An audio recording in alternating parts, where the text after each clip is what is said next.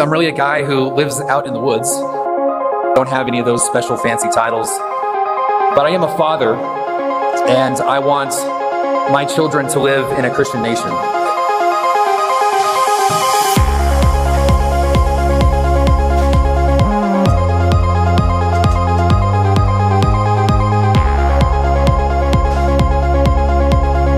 And I want my children to live in a Christian nation.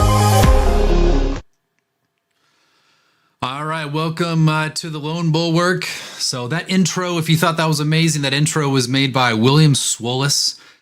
You can find him on Twitter. So check him out. I thank him for making that. There's another one he made. It's just amazing. So so follow. I think it's WBS something. I don't know. You guys know who he is. So give him a follow. All right, and of course, I'm working with new equipment and software because I'm an idiot. And so, if there's anything wrong going forward, people who are in the chat, thank you for letting me know. Hey, Wolf, your sound sucks. So, today, what am I going to do on this live edition? I am going to discuss that video that has gotten a lot of views. Discussion between, his name is Chris Gordon and Doug Wilson and Jared Longshore. And I'm going to go through it. So this might be a long video. You can stop it and then watch the rest of it later. If you get bored, you can take a nap, whatever you want to do.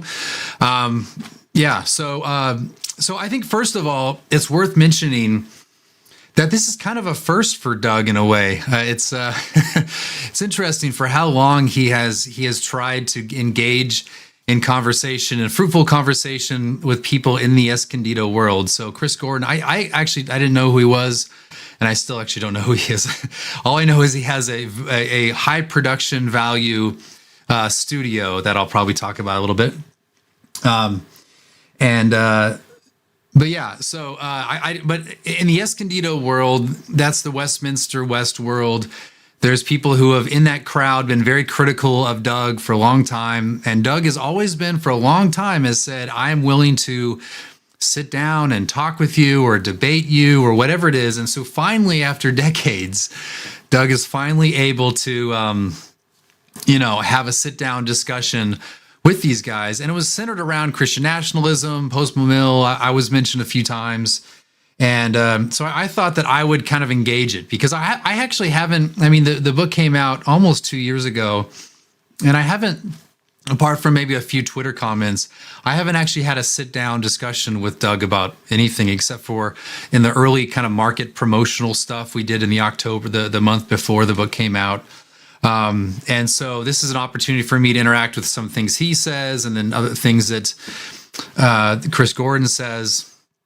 And there's a lot of interesting dynamics because in a way, in some sense, I'm actually closer to Chris Gordon in some ways, not in the application, certainly not in like ethos, than I am in relation to Doug. So it's very interesting. And nevertheless, I'm more on Doug's side in terms of, let's make things happen. But I give, praise to Chris Gordon because he's probably took some heat from guys. I think he even put out like an essay that essentially listed why he did this, like why he would even sit down with Doug.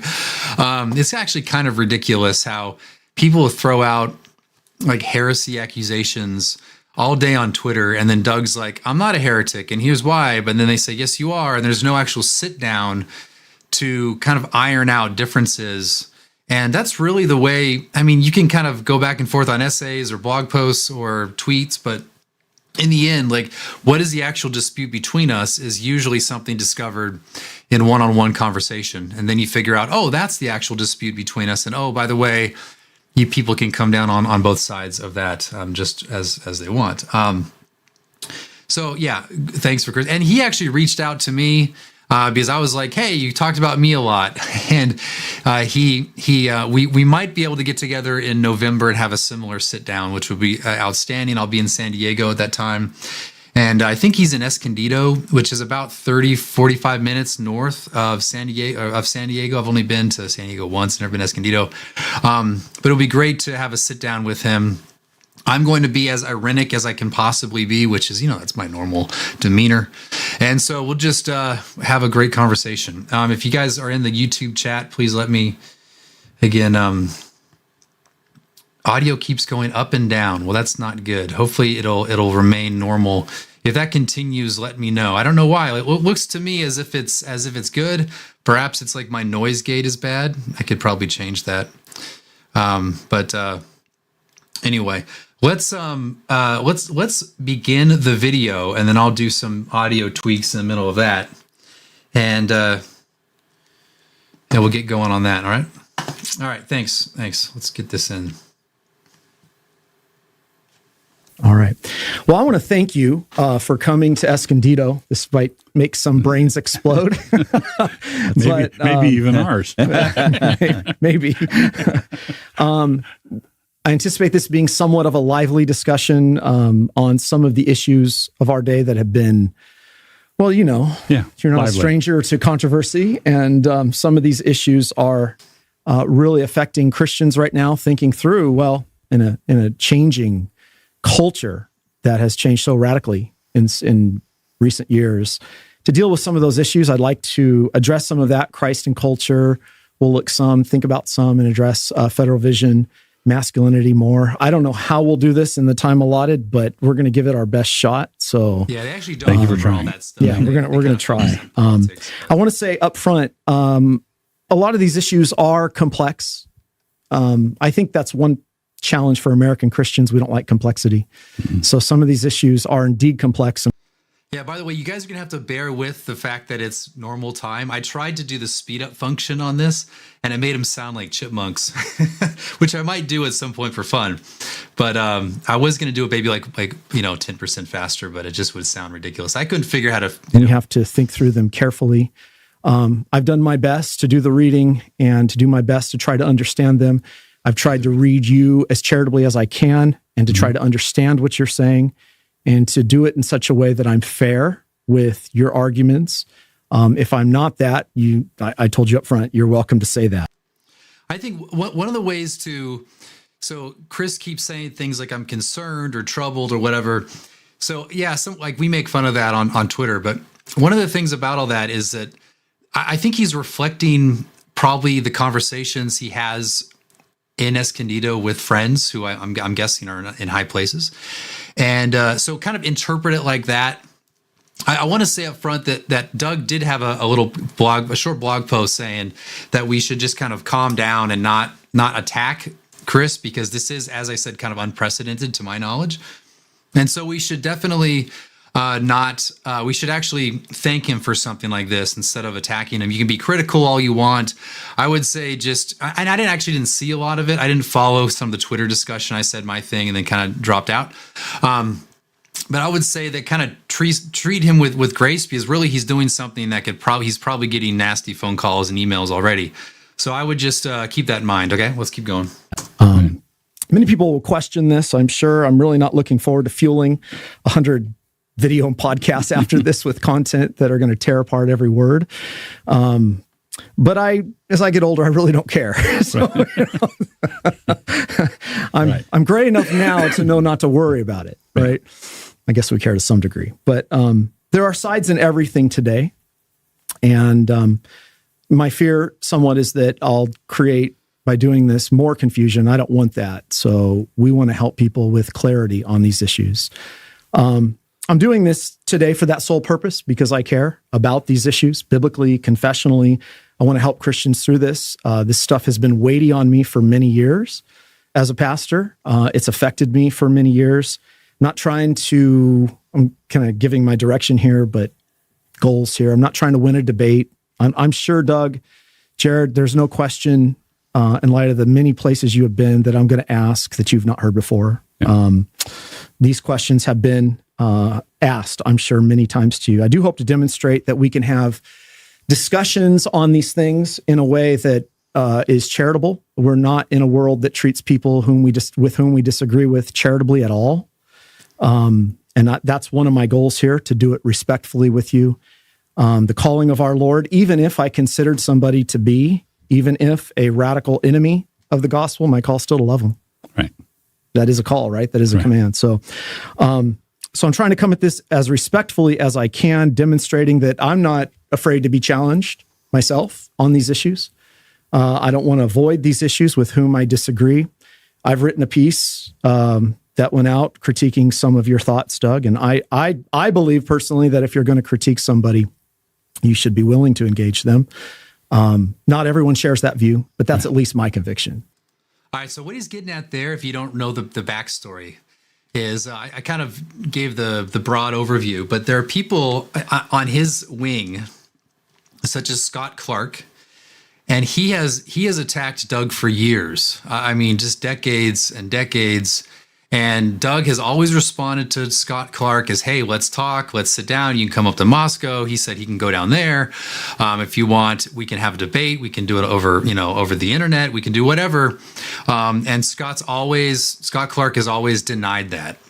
So that's what he's actually, so I think Chris is actually talking about his own folks, which is, again, nice to hear. I totally agree that it's conversation on Twitter. So you can Twitter has its own personality, and generally my policy is that I'm only going to dish it out on people who kind of can dish it back, meaning that, like, if you're going to do these slightly edgy sort of Twitter comments against me or my friends, and I'm going to do it back. And that's just how it operates. In person, you can actually be very different.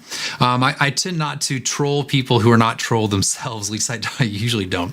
Anyway, this is very good. And I totally agree that if you're going to be able to criticize someone, you should also be able to sit down, especially if it's an obsession over years. You should definitely be more. Yeah. So thank you for that. Yeah. So here we are. Well, where to begin? We want to begin with something really controversial. Let's think about Christian nationalism. Let's start there. It's hard to know where to begin. I know you've defined it before, Doug and Jared. I've read more of Doug. I know you have some books out. It's on my list, so forgive me that I'm not as prepared with your writings. So I don't say this in any way to marginalize what you've done. I want to engage you too. So anything that I say here is really to both of you. Okay? Right. Very good. I know you said before, I watched the Tucker interview, and would you define for us again Christian nationalism? Yeah. Christian nationalism is the recognition that secularism is a failed project. Official state-supported agnosticism doesn't work. It was always false, but there were times when the falseness seemed plausible. So if in Eisenhower's administration, someone said, we Americans can live decent, orderly lives without reference to God, I think that was false then. But at least when you're looking around, it was harder to refute because your neighbors on either side took out their trash on the right day and they drove on the right side of the road and everything seemed to be going along fine. But today, your neighbors are reading drag queen story hour stories, and on the other side, teenage daughter just had a double mastectomy because she thinks she's a guy. Everything, all the wheels have come off. So for Americans to say today we can live decent, orderly lives without reference to God is radically false. We've killed 60 million babies. Obergefell has made same-sex marriage the law of the land. You can get fired from any major corporation in America for saying out loud, I think that little boys ought not to think they're little girls. So everything is coming unstuck. So the first thing is that. So I think first, what Doug hasn't given a definition yet. He's essentially laying out the historical conditions in which something like Christian nationalism has arisen, and I think he's right in this sense that since the 50s and before, I'd say in the 19th century, everyone just kind of assumed that this country was a Christian nation. After the 50s, things started kind of slide down in that way, and so now it's being revealed to us in real time over the last 15, 20 years that actually secularism is actually detrimental and a negative. Essentially, the neutral world position, as Aaron Rins has talked about it, was a very unique historical condition. It was kind of a post-Christian sort of environment. And now all of that's fallen. We've come under, what Doug calls secularism. And therefore, because of that, it's now being revealed to people's minds that they're in a sort of dogmatic slumber, that the theology they believe, their presuppositions about society was all very much historically conditioned in a neutral world mindset. And I'd argue actually escondido theology, which is the kind of radical two kingdom theology, is precisely a product of living in a certain era in which Christianity could kind of coexist with sort of non-Christian or even anti-Christian elements, and we could all just get along fine. But what's happened in the last 10 years especially has revealed that that's actually false, that there is a sort of demonic force in society that when you try to create some kind of neutral world or try to live in a neutral world, that is actually not the normal state of things. Historically, that is before the neutral world, even in pagan societies. We'll talk about that later. But also, it's something that was essentially post-Christian, and now it's anti-Christian into a certain negative world environment. The old gods have failed. The secularist gods have failed. The post-World War II liberal consensus has failed. It doesn't have the ability to hold a people together. That's the first part. The second part is, as Christians, we believe that no society can cohere without an ultimate reference point. And as Christians, we believe that ultimate reference point ought to be the true and living God and not an idol. Okay. Right. So that in a nutshell would be my understanding. Two steps. The old gods have failed, and what I'm proposing instead is a recognition of the true God. And after that, when you get to particular policy proposals, it's a matter of debate and exegesis. But the principle is Americans should stop making God angry. Okay. Okay. A lot to interact with there. One of the things that, like, that definition to, like, stop making God angry, it's not really a definition. It's also kind of a negative. Like, you usually don't want to define things with negatives. So just stop making God angry. So I'm not a huge fan of that kind of definition. I do agree with the previous things Doug said. But I think we can have and it's more than just I think a Christian nationalism is more than just acknowledging the true God. I think you have to bring in some notion of nation, some notion of the nationalism and how that relates to nation, and then how that relates to Christians. So that's my I know he has sort of like stock answers, nothing against him on that, but he has some stock answers to that definition. I usually say, like, you can read the more complex definition of my book, but the definition is that it's a nation that acknowledges and understands itself to be a Christian people, that is as a collective entity, say we the people are Christian, and then they, in light of that, act and arrange themselves, order themselves through laws and customs, or just broadly speaking, a way of life that orders themselves to both basic earthly goods and also the heavenly good as well. So, within the confines of political order. So that's my definition of Christian nationalism. It involves, so it's a nation, but then it also involves the sort of ism involved with that, the nationalism, which is we're going to self-consciously order ourselves to distinctively Christian things. So that would be my definition. I've never seen Doug describe it that way. I don't know if he disagrees with that definition, or maybe his method and approach is different than mine. His kind of base of sources from which he informs his rhetoric is different than mine. But that's how I define it. I think it's a better definition. I think it's actually a definition, and it might be. It's kind of abstract. It's unclear, but it's like that by design. That means that you can have a Hungarian Christian nationalism. You can have a British English or a British Christian nationalism. You can have American Christian nationalism, and so which means there's flexibility for that nation to remain itself, to be that nation of people with its distinct history and heritage and way of life, but also have a order itself to really the universal Christian good. So this idea that a particular thing can then order itself to a universal that is Christianity. So Christianity is not a particular thing. It's not in itself a national thing. It's a universal, I don't know, global thing, I guess. But particular things can order itself to universal. Just like you as an individual, you were born with certain skills, certain proclivities, and that are particular to you. You might not be a good doctor, but you'd be a great carpenter. You might be the best carpenter in the world, but you'd be a lousy, I don't know, engineer, something like that. And so you have this particular individuality, but you can share the same Christianity as the doctor. But you can both order your individual particularities to Christian good. And so just the same way as a family, every family is different, and yet they get that family as a family entity can acknowledge God and order that family life to that universal Christian good. Same thing as a nation. So anyway, well, let's keep going. I'm sure I'll get into more of that as we go along. Anything to add, Jared? No, I mean, I agree with that explanation. Secularism is dead. We need some kind of transcendent anchor. We acknowledge that we're one nation under God. So you're simply underscoring that. There's a public civil acknowledgement of the triune God, of the Lordship of Christ.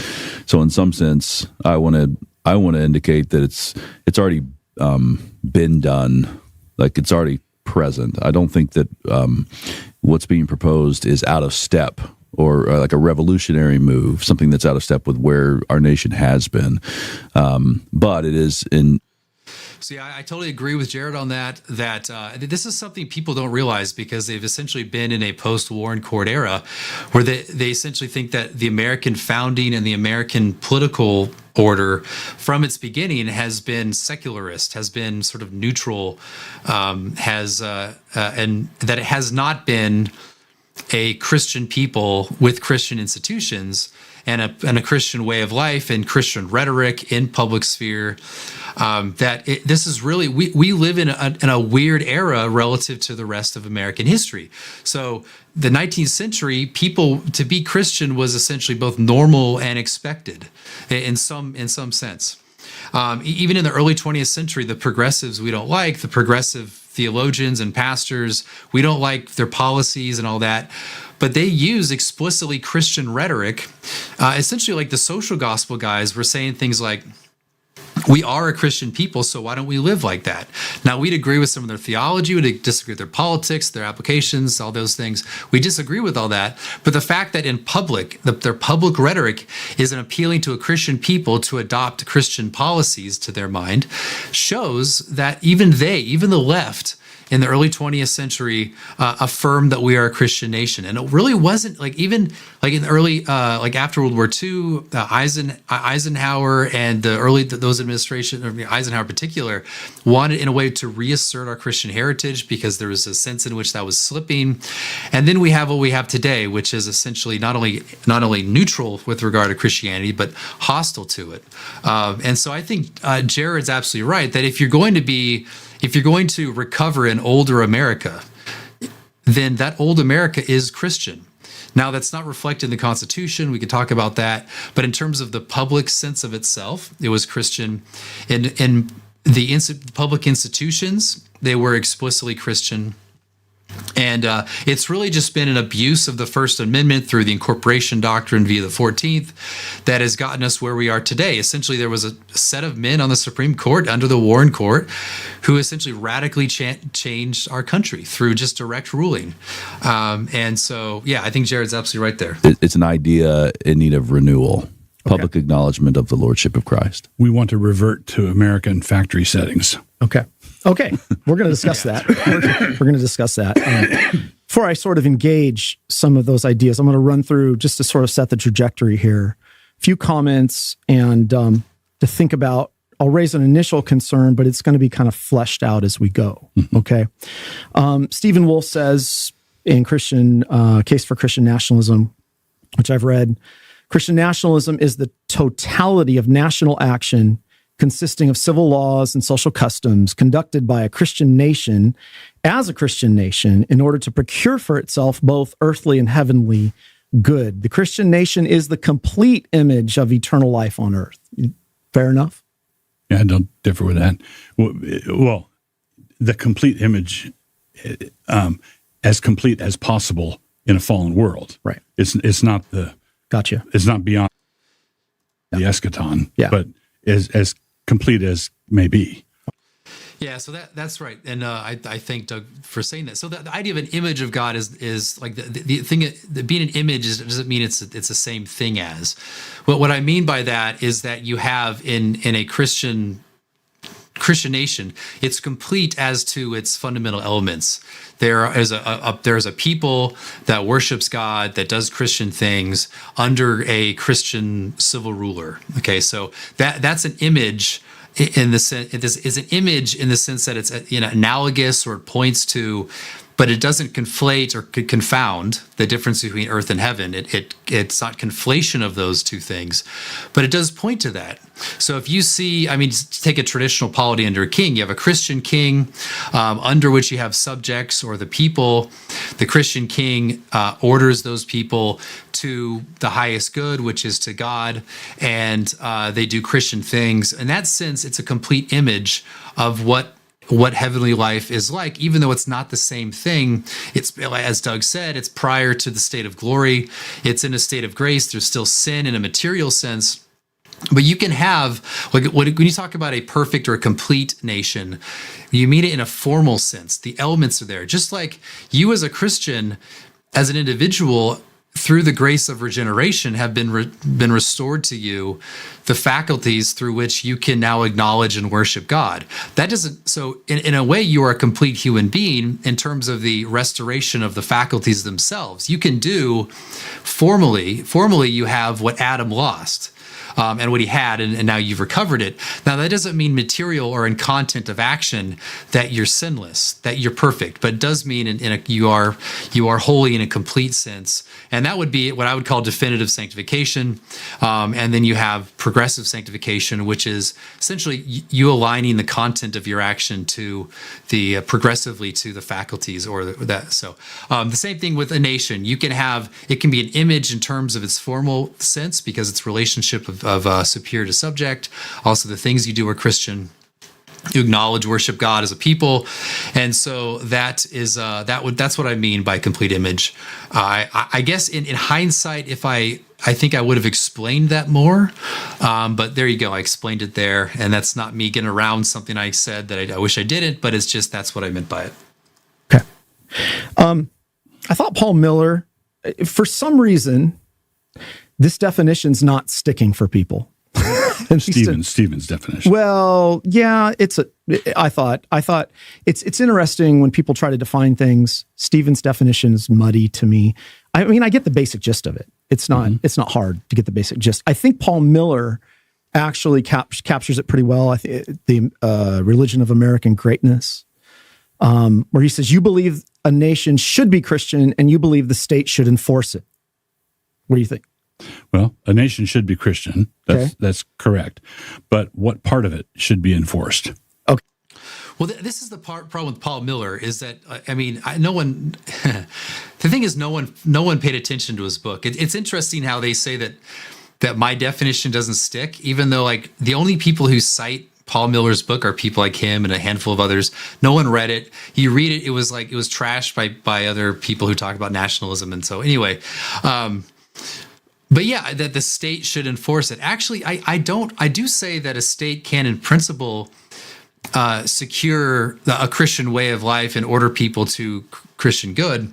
But to me, as an American, the ideal state is that the people are Christian. Take the 19th century, I think it was Vermont was the last state. Was the last state to disestablish its quasi, soft established church, but still it was a Christian century. There was heresy and all that, but the people still understood themselves to be a Christian people. People reflected that in a way, the Civil War was like a theological battle among people who thought they were the true Christians, and so in the ideal state, to my mind, the people themselves have enough ordered Christian, like enough ordered liberty that is also infused with the Christian way of life, that you wouldn't need strict civil enforcement. So that's why I wouldn't agree with Paul Miller's definition, except to say that it's permissible for the state using civil power to shore up a Christian people, or to secure a Christian people. So I do agree with that. But the problem is, like, yeah, that definition actually can be deceptive as to what I affirm in detail. Okay. Right. Fair enough. There's All right. nuances. So the nuances is that we would adamantly agree that you can't make Christians, you can't turn people into Christians, genuine Christians, at the point of a sword. Right. That's not how conversions happen. Paul says our weapons are not carnal, but they're mighty. So our weapons aren't. We're not followers of Mao, where power grows out of the barrel of a gun. Yeah. Right. But our weapons are mighty for pulling down strongholds. So the issue is not whether laws can make the people Christian. The issue is whether the people can make the laws Christian. Okay. Fair enough. Fair enough. Yeah. So people will say the laws are laws don't have an immortal soul, and nations don't go to heaven when they die. So how can they be Christian? Well, by that metric, you can't have a Christian college or a Christian bookstore or a Christian, but you can have righteous laws. So you could have laws where you didn't arrest people for praying in front of abortion clinics, where you didn't allow for the dismemberment of the unborn. That's a righteous law. Mm-hmm. All right. So you can't change a sinner's heart with law, but you can have a righteous versus an unrighteous law. Okay. And we should do that. So the laws don't make the people Christian, but if you have a Christian consensus, as the late Francis Schaeffer said, then that Christian consensus can produce righteous laws. Okay. Yeah, that's a key point, and I wish they actually interacted with that more. When we say that a nation is Christian, we're not saying that nation is now saved in the same way an individual is saved, or that it's redeemed now. It's a redeemed nation. I mean, you can kind of talk about that if you qualify it and have some detail on what you mean by that. But Doug is right that if you're going to say something, an entity like nation, like the nation cannot be Christian, then you can't say that a school is Christian. You can't say that a family is Christian, right? So what does it mean to then say you have a family that is Christian? What does it mean to say you have a school that is Christian or a nation that is Christian? What you mean is that according to the nature of that entity, take like a school, a Christian school, it still teaches math, no matter whether it's a non-Christian or a Christian school, it should say 2 + 2 = 4. It should teach mathematics. There's all these universal things it ought to teach. But in addition to that, it would also teach Christian theology and or some sort of catechesis within that school. And even more than that, the Christian element is what informs the entire system itself. Christianity is not a mere addition to some entity.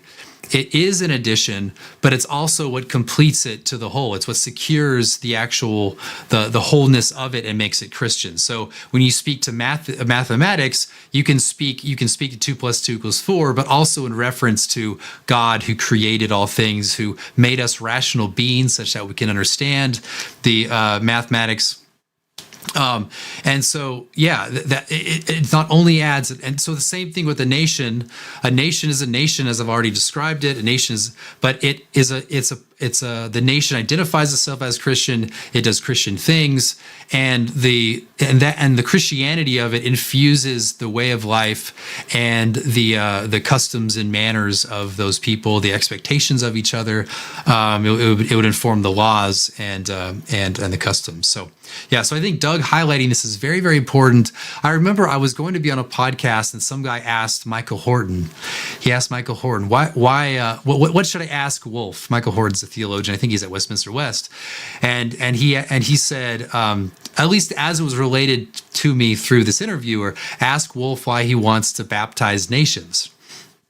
Now, I don't know exactly. I think he has reference to the Great Commission. I usually don't use that verse. They do talk about this later, but it is interesting how there is this transference of individual baptism into nation, and I want to somehow make it Christian as in the same sense as an individual becomes Christian. That's really not the case. It's I believe that redemption and salvific grace applies to individuals. You can talk about it corporally as the church itself. I don't want to get into that, but I don't apply. I think that a nation is an ordering of the people to their good. So let's keep going. This is just a comment. I'm going to interact with that as we go here.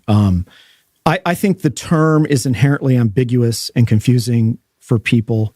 Christian nationalism. Yeah. I don't. It's not clicking for some people. It is. Obviously, there's a majority of people it is.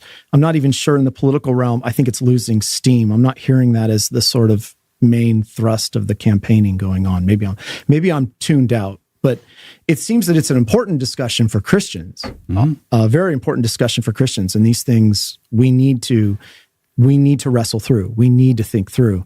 I am concerned at the different shades of Christian nationalism. I think you saw it at the RNC the other night. There's a masculine man up there tearing off his shirt, Hulk Hogan, which I used to have posters of, right? That is Christian nationalism. Yeah, that's the definition we were looking for. Followed by Franklin Graham to Come Pray, followed by Kid Rock. Didn't he put up the finger? I don't know. Then there was a Hindu prayer in there. My concern is, this is just initial. We don't have to, we'll let this go, is that it has no resemblance to its historical usage. And it actually is working against, at least historically, sort of political theory and free limited government. Now, I don't know. It's interesting, as historically used. I wonder what he means by historically. I mean, it was actually historically used by people in the past, Christian nationalism. Of course, in the last 20 years, it was mainly used by people who wanted to attack Christians. I hear, but back to his earlier comment, he said something to the effect of like, it's ambiguous. It's not like catching on. The thing is, like, just ask. This is what's interesting is like we say that, but then we are very comfortable with using words like conservative, and so when we say conservative, I'm a political conservative. What does that refer to? Are you talking about like Roger Scruton type political conservatism that you'd find in England? Are we talking about national conservatism that you find that's all about national, like industrial policy, and wants to push back against neoconservatism? Is it paleoconservatism? Or I was just watching a Gavin Ortland video where he was saying that in Europe, the conservative parties are actually acknowledge global warming and want to do something about global warming. So you have to wonder, well, okay, what does the word conservative mean? We throw that around all the time. Of course, you can use it effectively, but you use it in a certain context. So if you're using Christian nationalism in the context of someone like Doug Wilson, then, well, he's written a book on it. If you're using Christian nationalism in the context of me, then, well, I've written a book on it. There is, I think, sufficient, in a way, overlap between me and Doug's position. But then if you want to read what the sociologists say about it, you read the sociology. So I understand there's like different ways to talk about this that are at times contradictory. I would just say that's also true for just the basic word conservative. And so I just don't know if the principle is, hey, this word is ambiguous, why are we using it? Then I don't know, you kind of have to wonder exactly what else is a victim of that principle. I would say the word conservative is a victim as well. So, but let me agree with you there. Okay. But that's because with any new movement, whether you're talking about the Puritans or talking about the Methodists or talking about any movement, it takes time for the thing to set up. And what was a Puritan in 1590? Well, that definition didn't solidify until some decades later. Christian nationalism is basically a racist is someone who's winning an argument with a liberal, right? So if you advocate for the unborn because you're a Christian pastor, then for the left, you're a Christian nationalist. Well, that's true. I mean, they're using it that way, Right? And so it's the boogeyman. Yeah, the boogeyman. Right. So Meet the Press did a story on the work in Moscow, and did a bunch of reporting and talking to people. And then when I saw the report, it was all about Christian nationalism, and we hadn't used that word once, Right. that phrase once. So that it's a term that I can work with, and I think I can explain it in a couple of minutes, as opposed to some of the other things we get called, like white supremacist or theofascist, or I don't want to try to work with those at all. There could come a time where Christian nationalism became a useless term because it was taken over by anti-Semites I could say, okay, guys, time to throw that term away. But right now, I think the conditions are ripe for us to say yes, and let me tell you what I think that means. But I'm aware that there are alternative denominations in the Christian nationalist. There's this big thing, and there's the Stephen Wolfe contingent. There's the Gab and Andrew Torba, Andrew Isker contingent. There's the Nick Fuentes anti-Semitic, and they're all saying Christ is king. Christ has to be Lord of all. There's the Catholic integralists. So there's a bunch of... Right, and I guess... All right, so on the term, I have more to say of that. I've always said from the very beginning that if someone was uncomfortable with using the term, I don't care. Like, I'm not out here to make everyone put Christian nationalism on their Twitter bio. I do want people to be convinced of the ideas. And some people, after they've read the book, they said, I've always identified as such and not Christian nationalism, but I agree with everything you wrote in the book. And that's fine. I mean, in the end, a term, in this case, is just a term that I use to capture all the ideas I want to convince you of. If you want to call that something else, that's completely fine with me. And I have people that are on my side 100%, and they don't claim the label, and for various reasons, and I don't care. But what has happened, I think what has happened, despite the fact that it's, not everyone affirms it, has been a shift towards thinking more about people in place, the idea of going back to an older America in which we were Christian as a people. And all of that is a great development. When I see someone on YouTube or on Twitter saying something that they would not have said before, or be convinced about this or that point that would be more of an old paleo-conservative position that I've argued for, and yet they're not saying I'm a Christian nationalist like Wolf or this and that, I don't care. I'm just happy that they are affirming these positions. That's why I've never like promoted the term. It's interesting, like when I think of a movement, I don't think there are people who claim the label, which is 100% fine, but I think of the movement as much broader than people who are just claiming the label.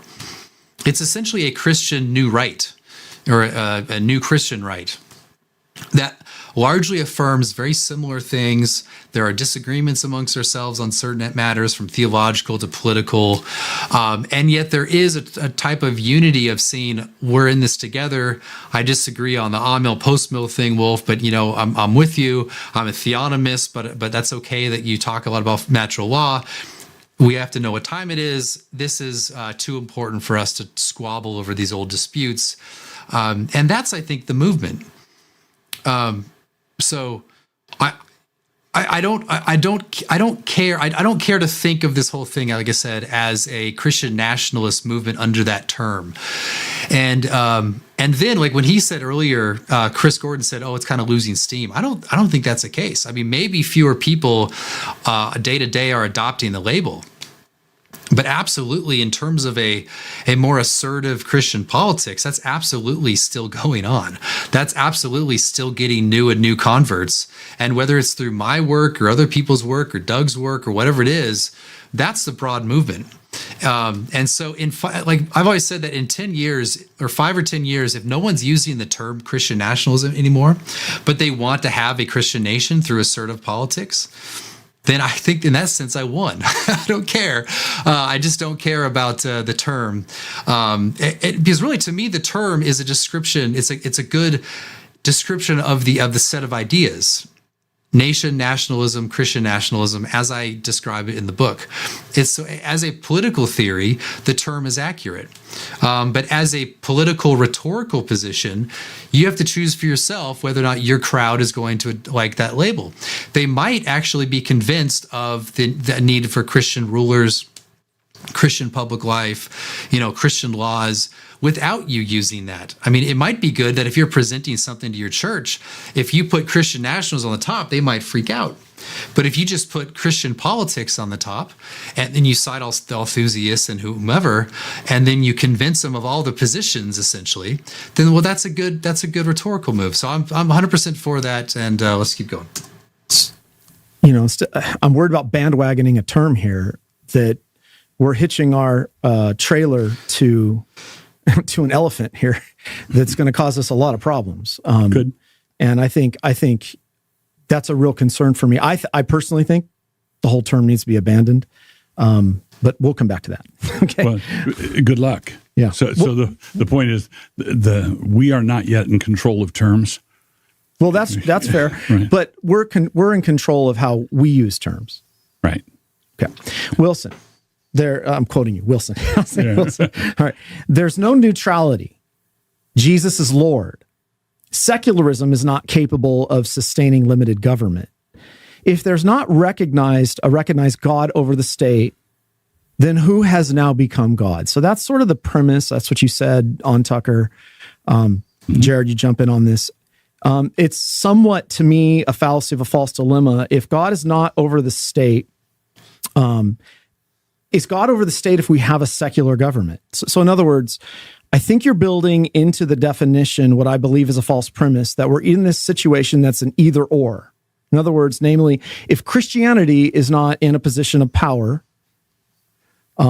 directing all subjects according to specific Christian principles, the state is illegitimate. No. Okay, but All right, so he got into something else. I don't know why. Like, he's essentially at that last point accusing Doug of like an extreme covenanter position. But I don't know where that came from. I don't know why he would go there. But this is where I would disagree with Doug, actually.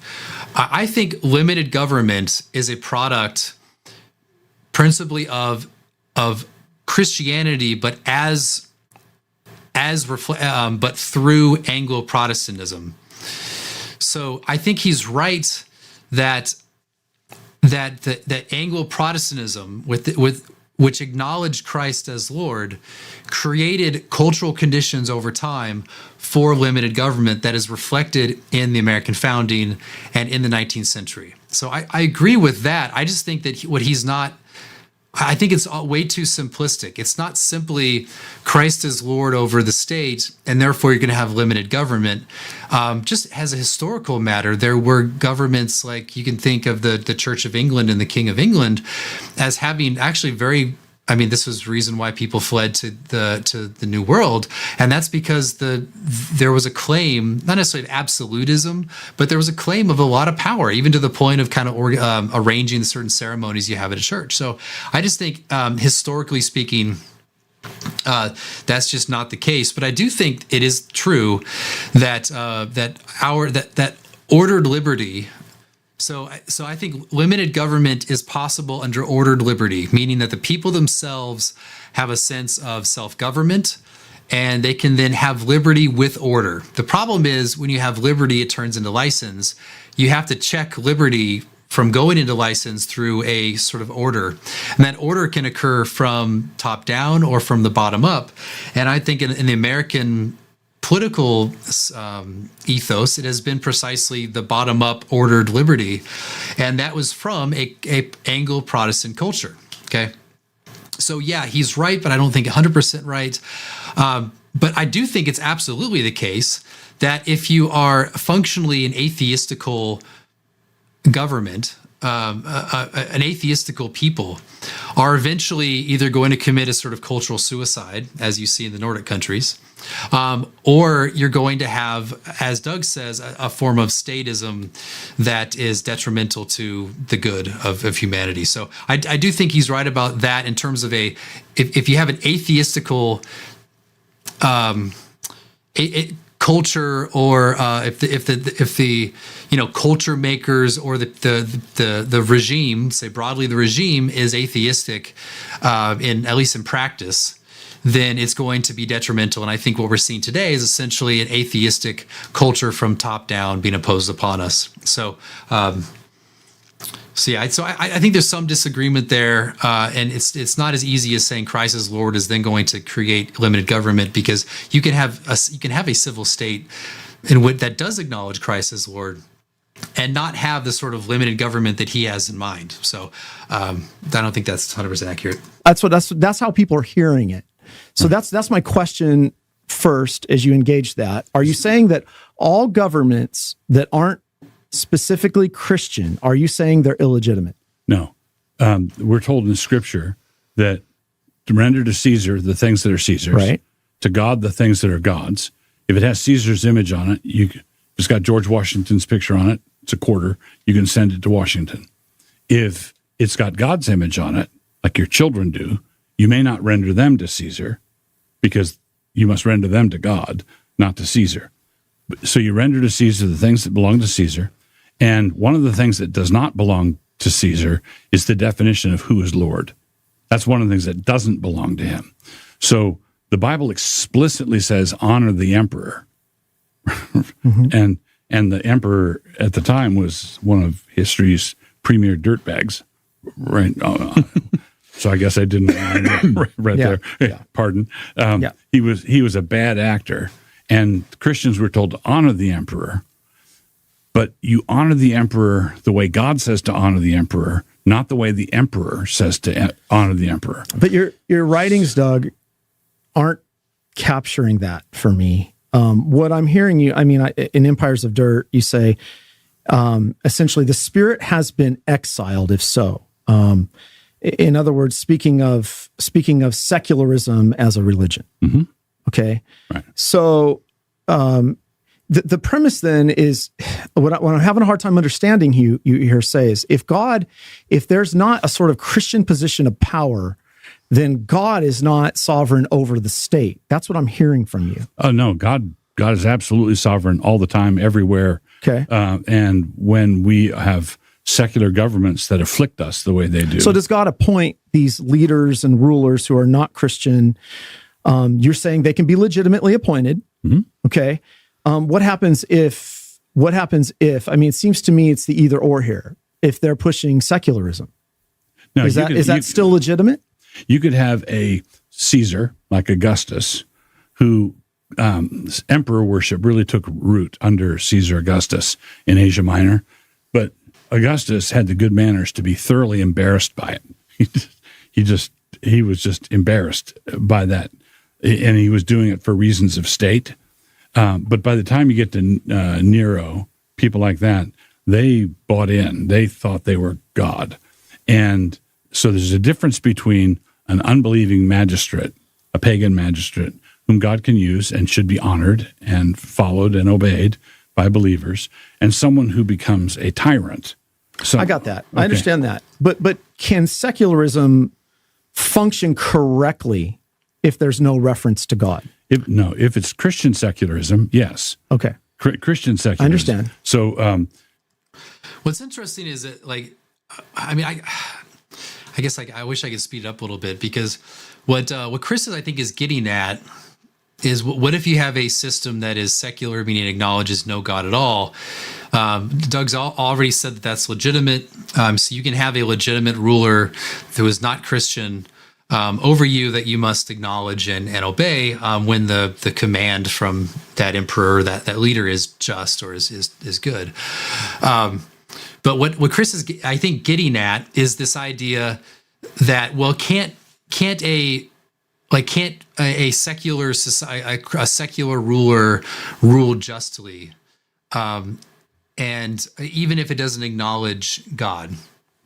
Now, I think as we'll proceed, what we see him, he does kind of conflate providence and other things. It's kind of weird, but I think what he's saying, he's assuming really again the neutral world period of kind of post World War II up until very recently, and saying, well, look, isn't that part of like common grace? Isn't that what is, within that period of secularism? Christians could live just well. Why don't we just fight and struggle for that and appeal to common grace? But the thing is, what's interesting is that even like the pagan societies, like the idea that your society would be over, that your society would not acknowledge some sort of divinity, is completely, at least among like the more civilized peoples, they all acknowledged some kind of divinity that was important for civic life. So, I mean, Plato, of course, Plato at the end of his laws will actually want to condemn atheists. And why is that? Because you can't have atheists. Someone who's an atheist isn't going to not obey the laws. He's going to subvert the legal system. You need some kind of system of divinities, which I would say, I think Plato and Socrates believed in divinities, by the way, but I think they did. But anyway, that you need those to have a functioning society. This was even acknowledged by the reformers and post-Reformation theologians, who said that, yeah, they were false gods. Nevertheless, religion as a matter of principle, as ones that reward good and bad, were necessary for a political system. And so if you're thinking of secularism or the secular, but you're thinking in a more, a sort of neutral public space, public sphere, that is really not historically at all what the reformers were talking about when it comes to that, nor what the pagans themselves acknowledged. So we'll get more into this in a moment. So I think I think that Chris Gordon is assuming a certain period of time that I would argue, and Doug has argued, was a holdover from the post-Christian West that created neutral conditions that could not sustain itself, and we're seeing that prove out right now. If in the medieval world there were the regular clergy, the monks in the monasteries who lived according to rule, and then the secular clergy were the ones out dealing with the hurly-burly of life. So there was an older Christian definition of secular. Right. I realize it has different meanings in different places. So I'm fine with acknowledging that this realm of the civil magistrate ought not to be ecclesiastical. I believe in the separation of church and state. Okay. So the state can be secular, and I would argue the state should be secular because it's under Christ. It's not ecclesiastical. I don't want boards of elders declaring war or deciding how the garbage is collected, or the church and the state must be separate. But I believe it should all, in order to maintain that, I believe it has to be under the authority of Christ. And that might be the difference between a legitimate authority and an authority operating correctly. So any kind of secular in the sense of we don't acknowledge the lordship of Christ and we don't acknowledge the triune God, well, you would still be a civil magistrate. You'd still be a governor, city council, county commissioners, or president, but you would be the Psalm 2 type, right? You would be the kings of the earth who set themselves and take counsel together against the Lord and against his anointed. And then it's like the church should be witnessing, you need to kiss the Son or it won't go well for you. Okay. So like you can't, it's not going to function. And Augustine toys around with this in the City of God. It's very interesting. He basically says if justice is like the hallmark of a commonwealth, then he says Rome was never a republic. Right? It's just really fascinating the way. And then he pivots and gives the idea maybe the essence of the commonwealth would be a people ordered by their loves. So he kind of takes it out of the realm of justice. So people often go to Augustine to cite this very question, is it legitimate? And I want to say, well, yes, you are the civil authority, but you're certainly not going to function well without acknowledging the lordship of Christ. Okay. I guess I'm when I read Empires of Dirt, when I read Mere Christendom, that's not the sense I get. Do you get the sense that we're about ready to man the barricades and declare war? No, I get the sense that you've created this either-or situation. And I'm going to come to a point here in a minute that I want to develop in light of that. This either-or situation that if I don't think we can deny that secularism has religious things happening. You can't deny that, right? There is a religion going on. I don't deny that. There's a religion happening. But I'm concerned that I hear this either or, that without reference to God, the state will always become God. That's what I'm hearing you say. Oh, yeah, I am saying that. The state, without reference to God, that's exactly what I'm saying. I would say that, historically speaking, that the nations tended to conflate the civil spiritual power such that the civil ruler is deified. So that there definitely was that tendency. The idea of talking about the state becoming God is, I don't know, it's kept on like, when did the state actually arise and all that. But the idea of the civil power being kind of viewed as a divinity is, of course, is a typical pagan position that Christianity rejected. So there is, I think, truth to what Doug is saying there. But I think that the dilemma, I think what Gord is getting at is that, okay, isn't it possible that you can have a non-Christian civil order that can keep the peace, that preserves civil society, or are they all bound by their own internal contradictions to eventually fall? So, of course, all societies fall, but I think Doug's saying more than that, he's saying that if you don't acknowledge the true religion and the true God, then you are necessarily immediately going to collapse and fall. I would just say, and I think what Chris is getting at is there is at post fall that the people themselves can acknowledge to a certain extent enough of the natural goods in civil society to actually perpetuate and preserve a civil society. Now, there's going to be full of corruption, not only because of false conclusions when it comes to natural goods. So you'll see like marriage and polygamy and things like that. But also from the fact that only by acknowledging the true God will that in a way correct and complete that nation. So if you have a school, think of a public school today, it still teaches, let's just take 20 years ago, public schools still taught the basic math and geography and that sort of thing and writing and all that. But it was still full of some degeneracy and was also incomplete. And you see where those have fallen as they are today. Now, as a Christian school, you would still teach those same things, but it would correct the degeneracy and teach theology, and it would actually complete the school itself.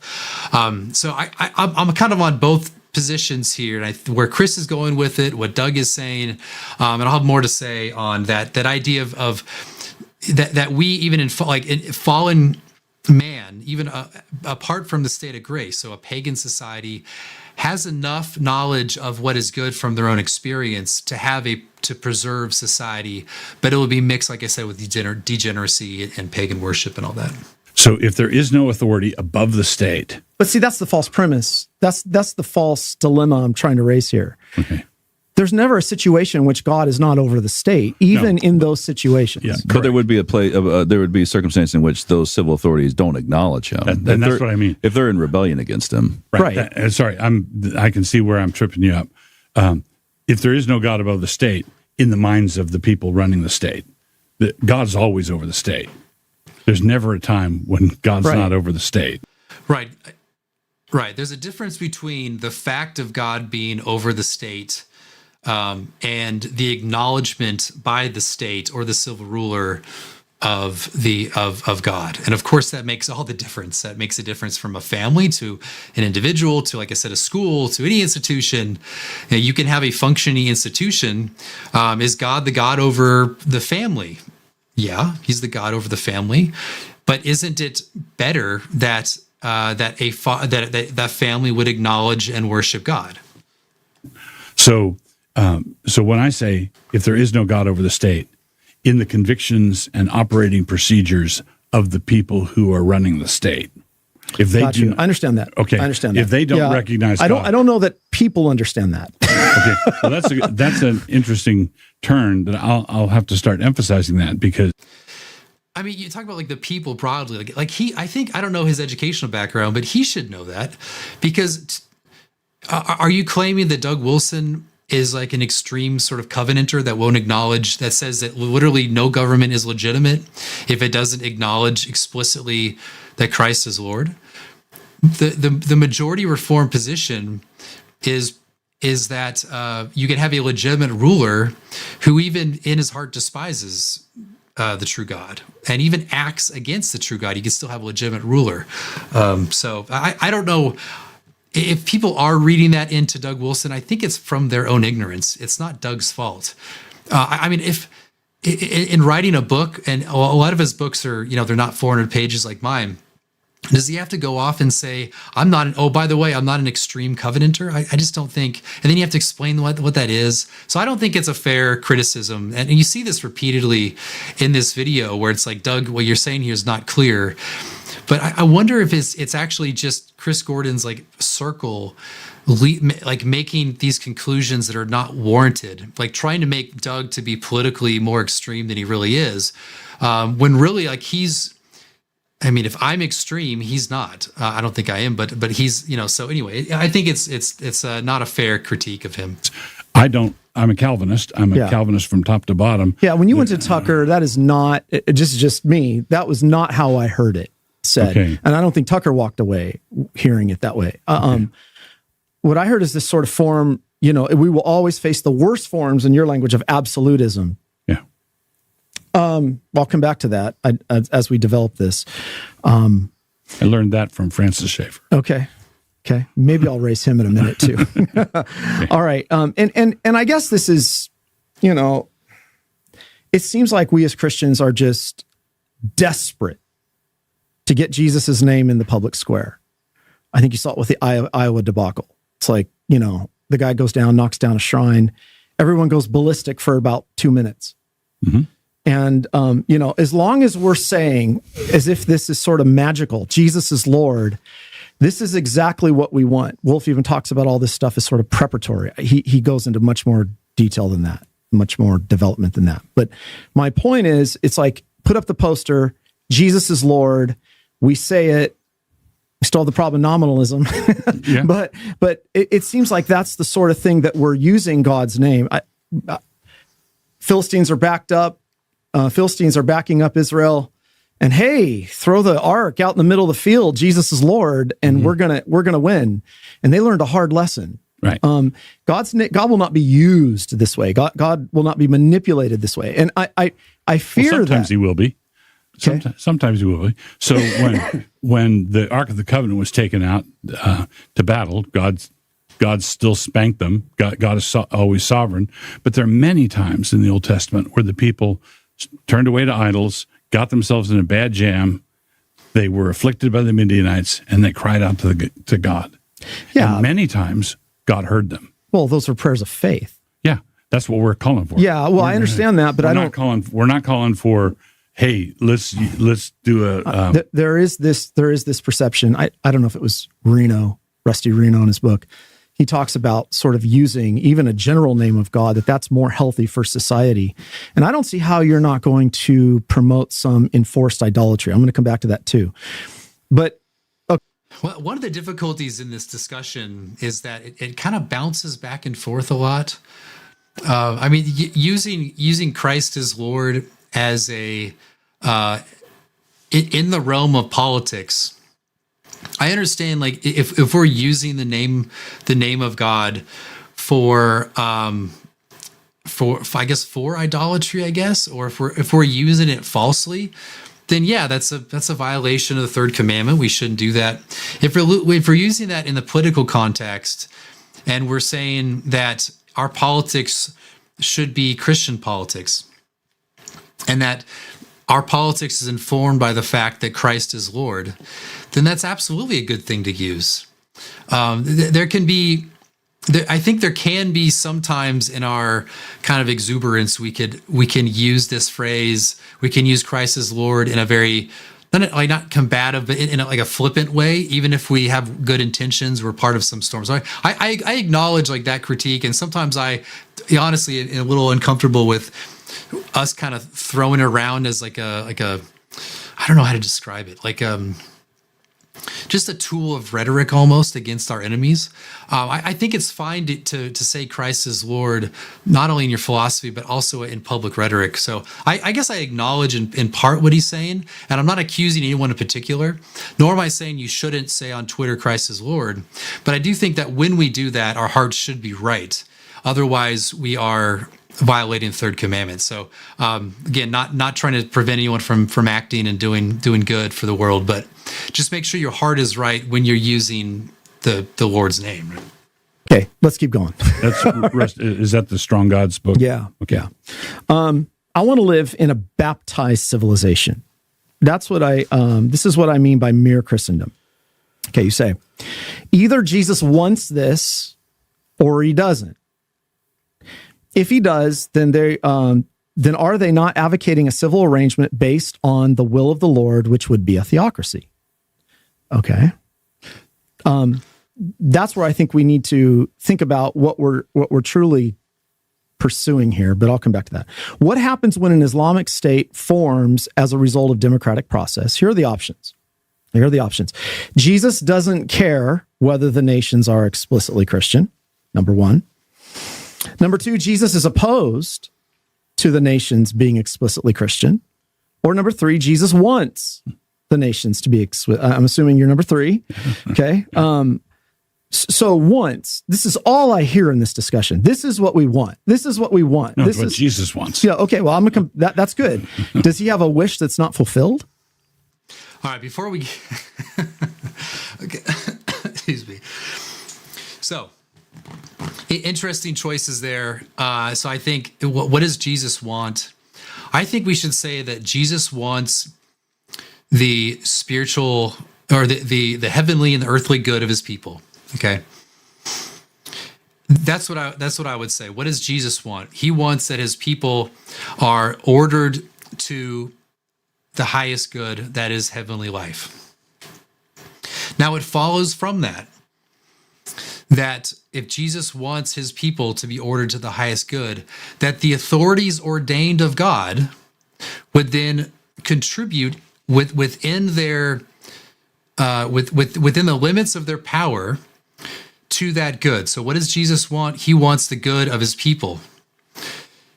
God ordained powers in this world, from the familiar power to the civil power, to your own individual power, and of course to the ecclesial power. So you can, sometimes we talk of 3 powers, but let's talk of 4 powers as individuals. We have those 4 powers ordained of God. What's the end? What's the purpose of those powers? Those powers are for your good. And so Jesus wants, as a consequence of what he principally wants, the secondary want is for those powers to order the people of God to their good, which includes the highest good, namely eternal life in Christ. So that's how I would describe it. And let's just keep going. That I think, again, what this goes back to, which I wish they went into more, is what is the nature and role of God-ordained authorities in relation to human good? What is the role in relation to the highest good and the inferior or the lesser goods? There's no dispute about the inferior goods, it seems, that the inferior, lesser goods are those goods that the civil magistrate and the family should order the people to. But what about the highest good? And I would say that's actually it's actually the principal role of all authority, that it would order people to the highest good. Well, we're talking about whether it's his decretal will or his preceptive will. Right. His decretal will, everything God wants is what comes to pass. But then in Thessalonians, Paul says, this is God's will concerning you, that you avoid sexual immorality. And as every pastor can tell you, there are people in their congregations who violate the will of God. Right, but I want to know if this is prescriptive. That Jesus. There is an interesting dynamic in this discussion where it seems that Chris Gordon will go to this providential aspect of what God decrees, this almost like the fact of things. So, but then once Doug says, "Well, wait a second, that doesn't make sense. We're talking about the prescriptive will of God," and now he shifts to prescriptive, and then later on he'll go talk about providence and common grace, and it seems very kind of muddied in the critique of Doug, and that's why it makes this very confusing. If anything, like this sort of rhetoric and opposition or criticism of Doug, I think is making is actually sowing more confusion, unfortunately. And hopefully in this commentary I can provide some clarity on that. He doesn't just want this, he's prescribed this. Right. Well, I was laying there, it was options. Either Jesus doesn't care preceptively what we do, or he's opposed to it preceptively, thou shalt not do that, or he requires it. Those are the logical options. Right. So two opposed kind of presupposes that this subject is just to the whims of providence outside when it happens. No, that's he doesn't care. If Jesus is opposed to it, then we should be opposed to it. Okay. If Jesus doesn't care, then that gives me liberty to care myself. Right. So it's not that he doesn't care, wrong premise, right? We're deists every square inch. Right. We're not deists every square inch. So coming back to 3, I'm getting at the issue of commandment here. I'm getting at the issue of precept here. I want to know more than what Jesus wants. Like, I understand the distinction you made. I understand we don't have access, Deuteronomy 29:29. I understand that. I'm struggling with what is commanded here. I think it's the Great Commission, disciple the nations. I believe that the bringing the nations to Christ, tribes, nation states, all forms of human organization, I believe the Great Commission requires us to bring them to Christ. The kingdoms of this world have become the kingdoms of our God and of his Christ. Now, on this point, I'm willing to have my mind changed on this. I think that I actually think that the Great Commission. I think the Great Commission is centrally the people of God, having converts and discipling them in the context of the church, that you go to the nations to make disciples. But I'm willing to be changed my mind on that. So I don't really know. This is one reason why I don't use that in the book. But as I would understand all these things, I think that the mission of the church as an institution is to make disciples of in all the nations, and eventually, through conversion, the nations themselves would, through the power ordained of God granted to nations, namely civil power, would then order that to the furthering of discipleship. Not that the state itself is doing the sort of spiritual discipleship in the context of the church. So when you say like baptize in the nations, I think you can understand that as the gospel goes forth, there's conversions in nations. Let's say the king or the civil rulers become converted. They're baptized, and that's essentially what baptism is. But in effect, or the secondary effect of that is then the authority ordained of God, the civil power through which the nation then institutes magistrates and civil rule. Then through that can be a sort of ancillary or supportive feature for the further discipleship of the nations. And also Christian nations themselves can fund missions outside of their nation to see the furthering of discipleship and conversion as well. And in terms of like the command aspect, this is where maybe Doug and I disagree. I don't think it's a command of the gospel itself to then convert nations as such. I think it's to convert individuals into the faith, through which then, again, as I said before, I think the command for a nation to acknowledge the true God is really a natural command. Like it should have.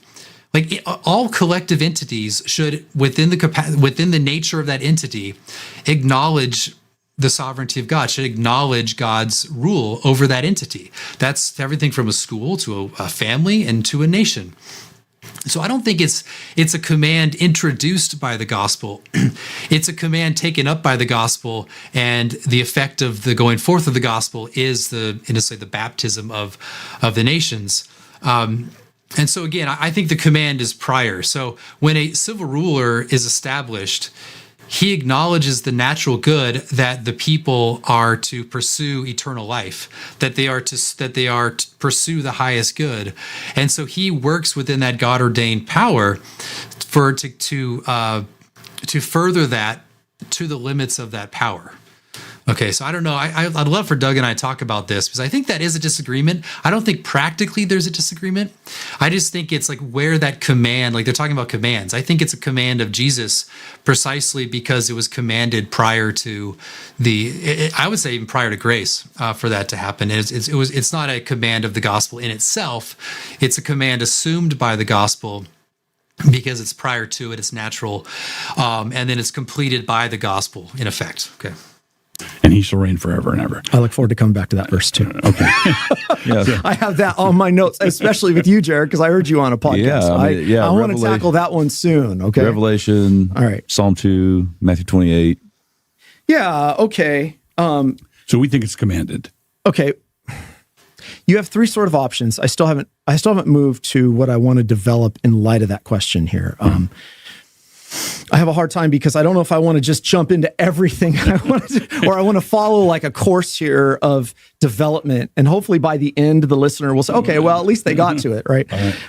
You kind of have three options. You have pluralism as one option Christians could find themselves in, right? Our situation full of pagans right down the street here. I got the Buddhist temple right here last Saturday. I've got the Congregational Church doing Gay Pride Day. Mm-hmm. And then you got the Escondido United Reformed Church preaching Reformed doctrine, okay? So you have pluralism. It's one situation. You got persecution as another situation. It's a mixed bag in history. I don't really want persecution. Right. I'm not asking for persecution. The church has flourished in amazing ways during times of persecution. But the church has also been crushed in terrible ways in times of persecution. Mm-hmm. So, you know, and you think about power then as the third option.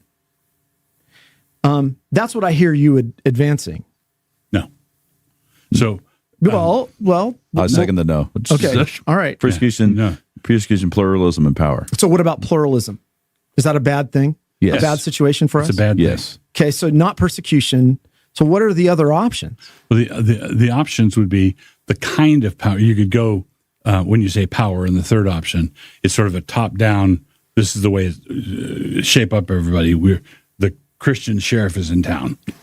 Yeah, right. Okay, and I know you're not, you said that on Tucker, you're pushing for more of a bottom-up, although you and Stephen are different on that. And so I think ultimately we don't, because some of the guys in Stephen's orbit grant that a Christian prince, a civil magistrate who wanted to start making reforms in a Christian way, he's going to be absolutely hamstrung after just a few days, unless there's a Christian consensus from the people.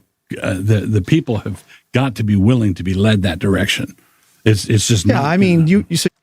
Yeah, so I agree with Doug on this, that there was kind of an online dispute between him and me after his Tucker interview. He said there's no political solution. In hindsight, you know, it was an interview. He said a line and then people reacted to it.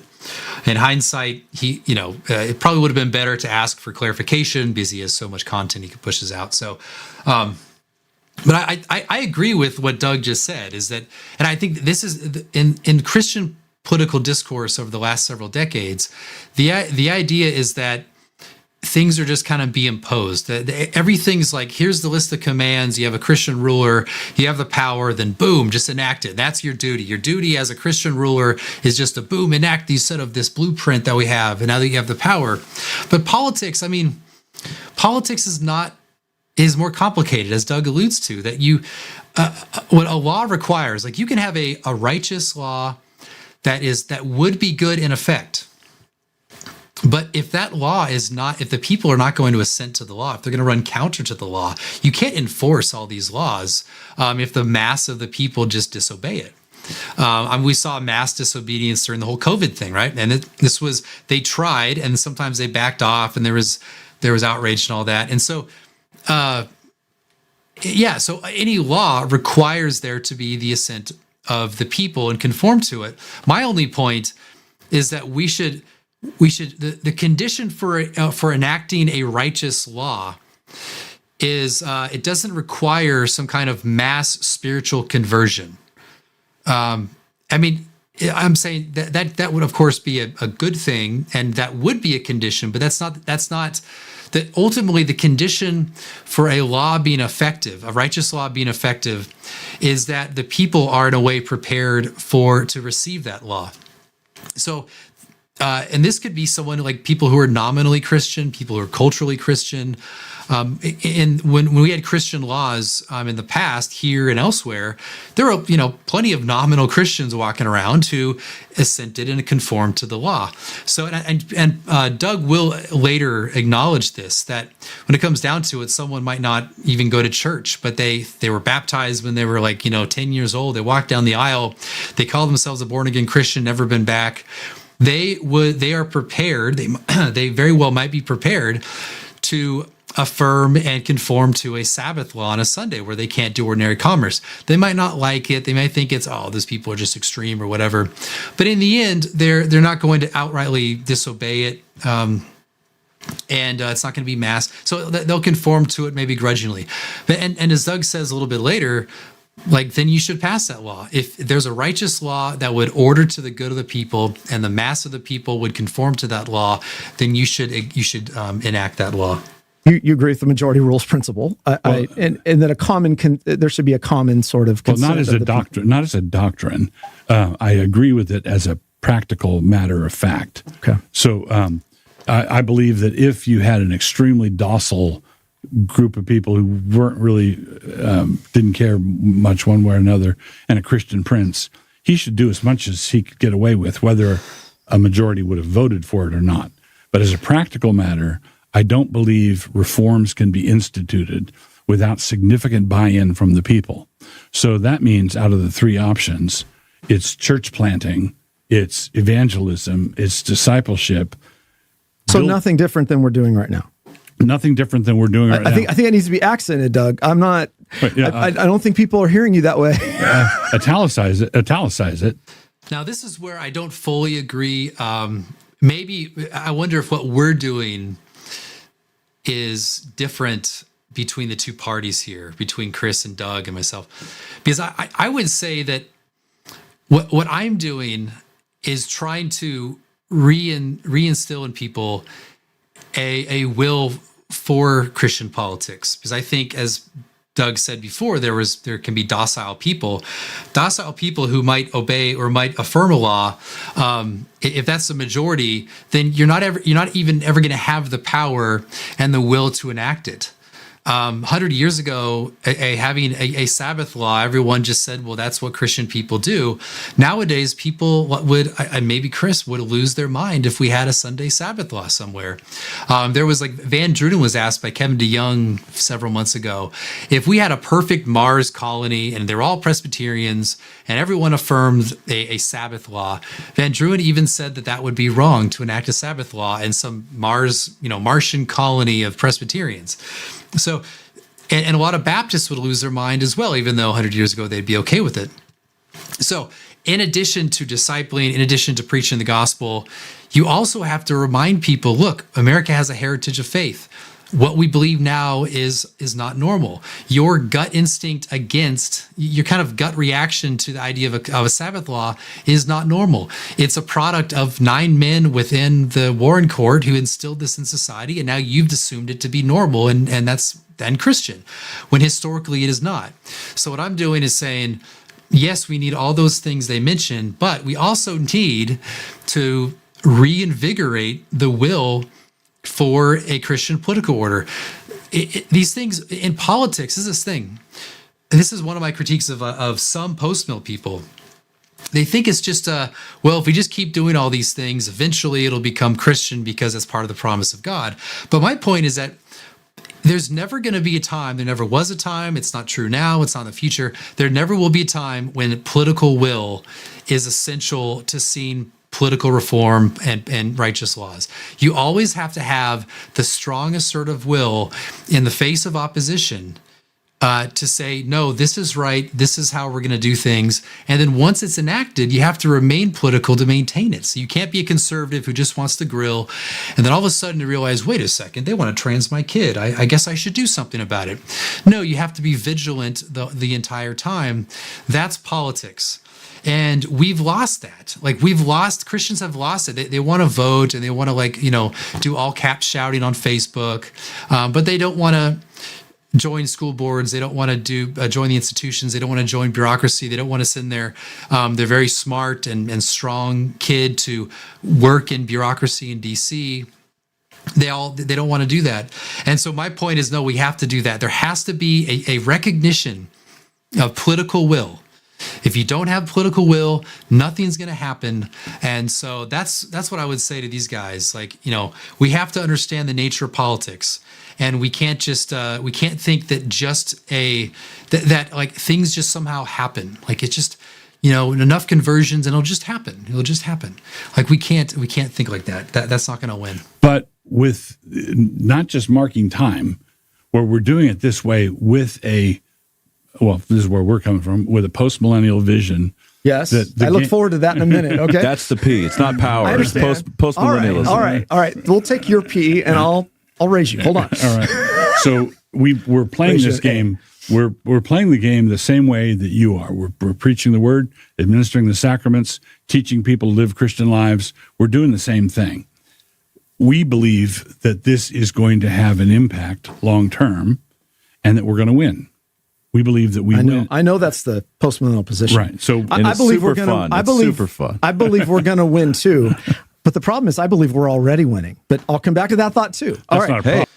So, I get the sense here that actually Doug is agreeing. He's actually disagreeing with me on that. And that's that. I'm not against postmillennialism in principle, but this is, I think, one of the pitfalls and errors. There's, of course, I think Chris Gordon represents the errors of millennialism, but this is one of the errors of postmillennialism.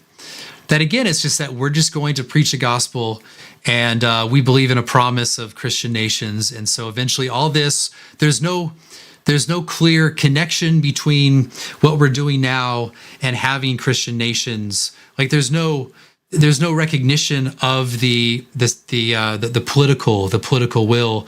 Now, I think Doug would agree with me, but as I'm hearing him now, it sounds like he is downplaying or rejecting the power involved. Civil power is a power. Civil power is a power ordained of God. It's funny how we're afraid of this word power. There's, as I said earlier, there's 4 powers. You have the individual power, there's a familiar power, there's the ecclesial power, and there's the civil power. All of those powers are gifts of God. So why are we afraid of the power? I understand as a practical, prudent idea that we don't want to be sort of obsessed with it, I guess. I don't know. But we should acknowledge that power is an element. Now, him just saying that it's only power and nothing else, I think that misunderstands the nature of politics, misunderstands what I'm saying. I think it misunderstands what Doug's saying. But we should not be afraid of power in itself. And this is really an Anabaptist type talking point. And I think that if we're going to have Christian nations, it has to involve the use of power. I would even add a 5th power. That is social power. Social power, nowadays, for example, if you say something racist, the civil authorities are probably not going to come after you, but you'll lose your job, you'll lose your business, you'll lose your livelihood, and that's not from necessary familial power or from individual power or from social or from civil power. You're going to lose it from social power. That is the sort of social ire that's directed towards you. So anyway, there's that power as well that I think Christians should acknowledge and wield for good as well. But anyway, let's keep going. Oh, hey, agree. We agree. It's not a problem. All right, total agreement. So, I am a optimistic on-mill, very optimistic on-mill. So, all right. Question is, has God provided, Jared? I want to make sure I include you in this because I don't want you to feel like I'm just going after Doug here. That's good. That's good. I'll play my role. The thing about optimistic God mill, I guess I would say I'm an optimistic God mill as well, in the sense that I think the gospel is going to spread throughout the world. It's going to people of all tribes, tongues, and nations are going to worship God in Christ. So I acknowledge all that. What's interesting though is that if you're optimistic God mill, then you should also acknowledge the idea that once you have nations that have mass conversion, then you should also see them as using the powers ordained of God for their good, and that would involve a Christian good as well. So this is it's so very odd to me, and he'll cite the Second Helvetic Confession later, which is just so much irony built into all this. If it's true that amillennial position is a common position in the Reformed tradition, well, those amil people also affirm Christian civil rule and Christian public order. And why is that? Well, because they saw it as, again, ordering people to the Christian good. But all right. Yeah. All right. Because God provided a common order where government authorities are left to his providential discretion. In other words, let's talk about natural law, common grace, just for a minute. Okay. It's not the issue providence. Here's my big problem with what I'm reading. All over the book, Mere Christendom, Empires of Dirt, there's no doctrine of common grace. I'm not reading it. I'm not hearing it referenced. That's a big problem for me in these either or discussions. If you're not presenting any doctrine of common grace, you can see why we would land in reading you as this either or situation. Secularism's evil. They're serving another God. Therefore, theocratic arrangement is the only answer. That's how we're reading you. All right. So I think this could be actually a good point against Doug. And I would probably bring this up as well. But the problem is Chris just completely misunderstands the historical argument here. Again, he's going to appeal to the Reformed tradition on this point. I just think so it is true, even though the term common grace, I don't think is as widely used in the Reformed tradition as he suggests, but I think the idea is there. But the idea of common grace is connected with natural law, is that in the fall, man lost his ability to worship God rightly, to understand higher things. And so the theology of even the virtuous pagans is going to be horrible. I mean, there are a few exceptions like Numa and Cicero is a little better than most, and Plato is a little better than most, but it's still, the theology is going to be generally bad. It's going to be false. But because they retained natural gifts like knowledge of second table duties, and they retained the will, they retained reason, although all those things are weak, and so there's false conclusions even on earthly matters. The Reformed tradition affirms that pagans, those who are in a state of sin apart from grace, can still, as I said earlier, create civil societies that they can preserve. Okay, that can be decent societies. Of course, they're false, and they're like, as Jared mentioned about Augustine, they can still not be true republics because they're not fully just because they don't acknowledge God. But nevertheless, you can still have a Roman republic that, of course, it devolved, but you can still have, for a time, a decent civil society that maintains public order and all those sorts of things. That's just true from history. Now, the problem, I think, that what Chris doesn't acknowledge, and I said this earlier, all those countries, all those nations, apart from like the very uncivilized ones, but the civilized nations all acknowledge some kind of divinity, some kind of higher transcendent principle. They all acknowledge that those things, that the divinities had to in some way inform how you act in society, and more importantly, that they were sort of check on bad behavior, because the gods know they can see your heart. They can see the things you do in secret. They can see you defraud. They can see you be inhospitable to a stranger or to a guest. They can see all those things. And oh, by the way, they're going to harm you. They're going to go after you. Now, we know all those are false theology, but even like the Reformers, Calvin and others, and like Turretin and later, they'll say that despite all that, despite the falsity, they still functioned in society to bring order to that society to a certain extent.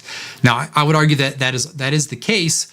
Actually, a lot of the errors, I would say, that were introduced into society, like the moral degeneracy, is actually them with their corrupt theology coming into kind of disorder the civil society. So, but the point being is that Chris is assuming that the secular sort of neutrality of the last 50 years is something, a product, like a common grace, meaning that the common grace through which these natural principles came to operate properly in places like Athens and Rome and elsewhere. He's assuming that the last 50 years is like another example of all of that, when actually the last 50 years is as I said, is a product of historical conditions. It's a product of a Anglo-Protestant culture that is, in a way, post-Christian, and as we saw, it led its way into degeneracy. So actually, if you look around, the common grace of the nations acknowledged that there needs to be some acknowledgement of religion, some element of religion, as a part of the good of civil society. This is why you have reformers. Turretin explicitly does this. Actually, they all do this. They appeal to Plato's laws, as I said before, that atheism should be crushed. That's what Plato says near the end of his book of laws, on law, or the laws. And then you have Aristotle saying that you have to that the civil rulers should provide for sacred places and funding for these things. He even says in book 3 of Politics that there should be these things that are translated as pastimes. And if you look at the word, it's like festivals. Pastimes, these things are like religious elements. Like so many of the festivals they did in ancient Athens was religious in orientation. And so they appeal to these guys. And in Cicero's work on the nature of the gods, he says too that religion is a sort of bedrock foundation of society.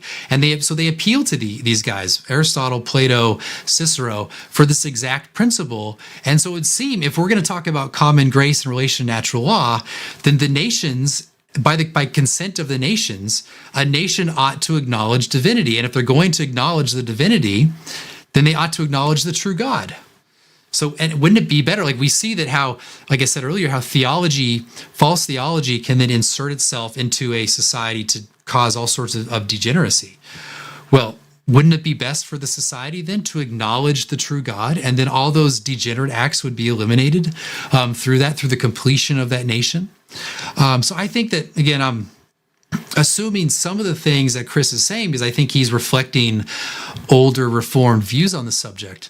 But he's not following through with how the reformers viewed how they operated, how they viewed political society, and really how the natural law came to be reflected in politics. Okay, I believe yours is a little more warmed over theonomy than the theonomy of a half century ago, maybe. Right. Especially when it comes to blasphemy laws, which I found interesting. See, I've read you, so thank you. You say secularism is relativistic of necessity because all societies reflect the nature and attributes of their God. Whatever comes into his head becomes law. Okay. The God of the system is the final appeal. Mm-hmm. Okay. I heard you say that earlier.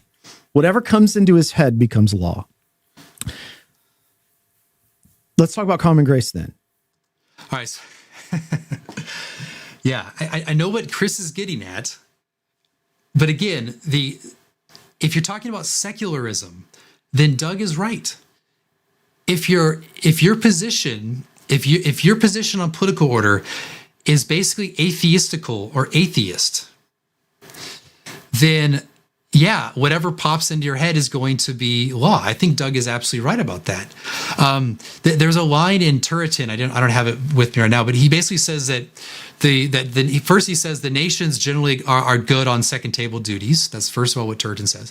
But then he says, when you find really gross degeneracy, he says something to the effect of that is the product of leisure ill-used or something like that. So in other words, in order to bring in utter degeneracy into society, you have to essentially have poor leisure time in which you extinguish the natural principles that are innate to you.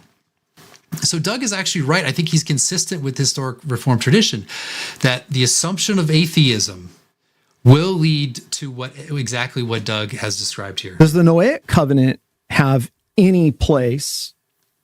Does it legitimize common governments and give them divine authorization? Does it have an effect of preserving nature? Yes. Okay. Yes to all. Okay. I'm not reading that in you. So All right, let's talk about nature for a second. This is another issue that I have with a lot of R2K guys, that is Reformed Two Kingdom, or what do they call themselves? Radical Two Kingdoms, or I like saying they're modernist Two Kingdoms because they're not actually radical nor Reformed. But the modern Two Kingdom guys, they'll say natural law this and natural law that. They should be governed by natural law. It's so bizarre to hear this because what is natural law? Well, if you want to know what natural law is, you can go to the 10 Commandments. Now, 4 of those commandments they concern our duties to God. And they are the first 4 precisely because that's the principal part of our duty. Our main natural duty as human beings, as creations of the Creator, is to acknowledge and worship God and worship Him rightly. That's the first 4 commandments of the law. If the 10 commandments are the summary of the natural law, then that means the principal part of the natural law is your duty to God. So if the nations acknowledge, if nations ought to then operate out of the out of the natural law, then they ought to operate out of the first table as well. And this actually goes back to Doug's point that if you acknowledge any sense of divine, so not even like it's not that they apply the first 4 wrongly. It's that if in a secular society they reject those 4 commandments entirely, then all you have left are these duties you have to man. But that's an incomplete law, and you've lost the principal part. You've lost that sense of knowing what you do in secret. You've lost a sense of knowing your heart.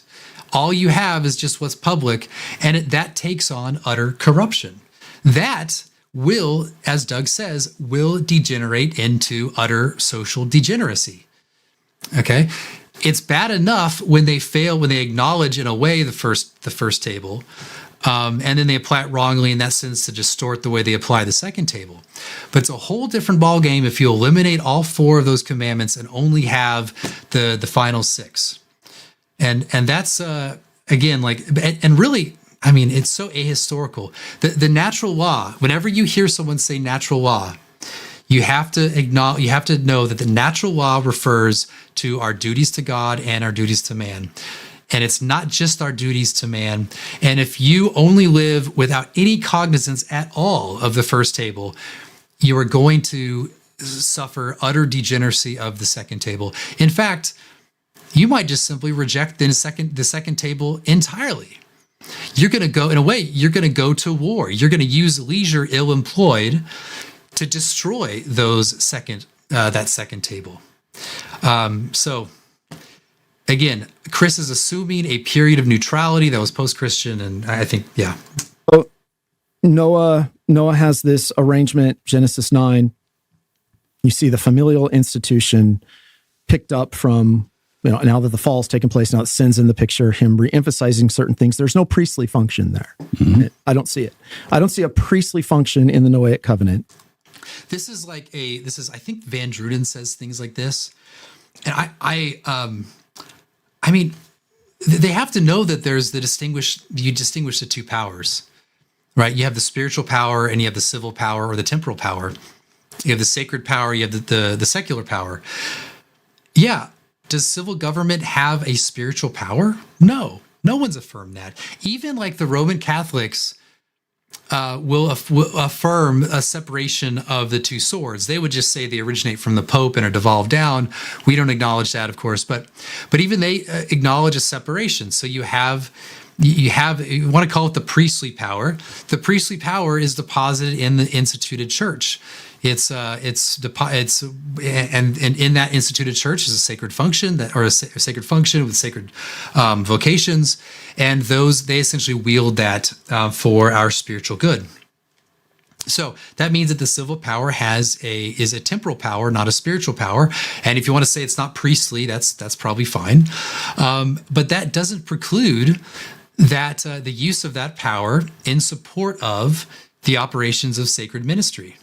Just like in the family. I mean, again, the family is a natural power. I don't think he'd want to say that the father has a priestly function, and yet you still have a family. You still have a Christian family in which you do Christian things together. You forgive one another in Christ. You pray to one another in Christ. You do family worship together in Christ. You've essentially made a family, which is a natural entity in itself. You've made that thing a Christian entity, and you've used the power ordained by God in the family to that end, to order things to that end. So I don't understand this priestly critique, and I wish that Jared and Doug would have pressed him more on this. That it really is. It's not a good argument. Okay, there's no priestly function there. Yeah, well, so what? Everyone acknowledged that. I mean, you can say that like maybe Adam had the priestly and the sort of civil or familiar power combined in one. I think there's ways to not think of it like that, but whatever. But clearly, even if you split them into separate entities, church and state, that doesn't preclude the state or the civil power or any other power, whether it's familial or whatever, to order itself to the spiritual. And that's just basic Reformed political thought. And this is where Wolf, I think, goes. Well, he offers sacrifice. Yeah, but that's the continuing of the covenant of grace. His faith is not separate; it's not left at the door. But the covenant of grace has a priestly aspect. Yeah, but the Noahic covenant doesn't itself. I think what happens in Genesis 6, as opposed to Genesis 9, something fundamental's being done there because you have it made with all flesh. All flesh is not made the covenant of grace with. Right. Okay, so all flesh. Covenant of common grace. Okay, very, very good. All right, we're making some progress here. I do. Basically, the absence that you're seeing, and I think you're right to recognize that I don't write a lot about common grace. So I think that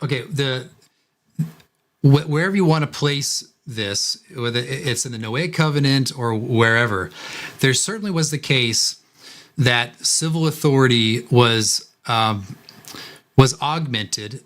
At the very least, augmented to include the restraining of sin. So prior to sin entering the world, there was no need for civil power to restrain sin because there was no sin. And so you can talk about civil power now having a preservative function because now it has the power of restraining sin. Okay, so now if you didn't have civil authority, or if you didn't have the civil power with the ability to restrain sin, then there'd just be utter degeneracy. You need law, you need civil authority to do that. Now that in itself, even you want to talk about civil society or the civil power as preservative or has a preservation function, what is going to preserve society? Well, in principle, the very basic principle in part is going to be the acknowledgement of the divine. Right, as I argued earlier, this is where I think there's like maybe some question begging on Van True and other people's parts, that they assume that to be preservative, again, they're assuming post-war secularism as a sort of norm, and they think, well, that could work, and therefore you don't need any sort of acknowledgement of the divine in any sense. But again, that's not how common grace operated throughout the entirety of history, right? So it always acknowledged. And so civil power then having a preservative function, preserving society from its degeneration and fall, would necessarily have some hand, at least in principle, with the divine. And I think that just follows from all the premises. And again, if you don't take post-war period as normative, as just a really historical conditioned thing, then that makes sense. Yes, but that's simply a matter of emphasis and what I'm talking about. I don't differ with the historic Reformed view of common grace at all. Yeah, but Doug, if you're going to engage these things, and I'm reading, and I think I'm a fairly careful reader on these things, and I'm reading secularism is a god. I'm reading the either or situation. I'm reading theonomic post-mill thrust in the whole thing. It's a pretty big deal to speak about common grace because, well, under the doctrine of providence and a Reformed history, this was a major place for people. So you have these.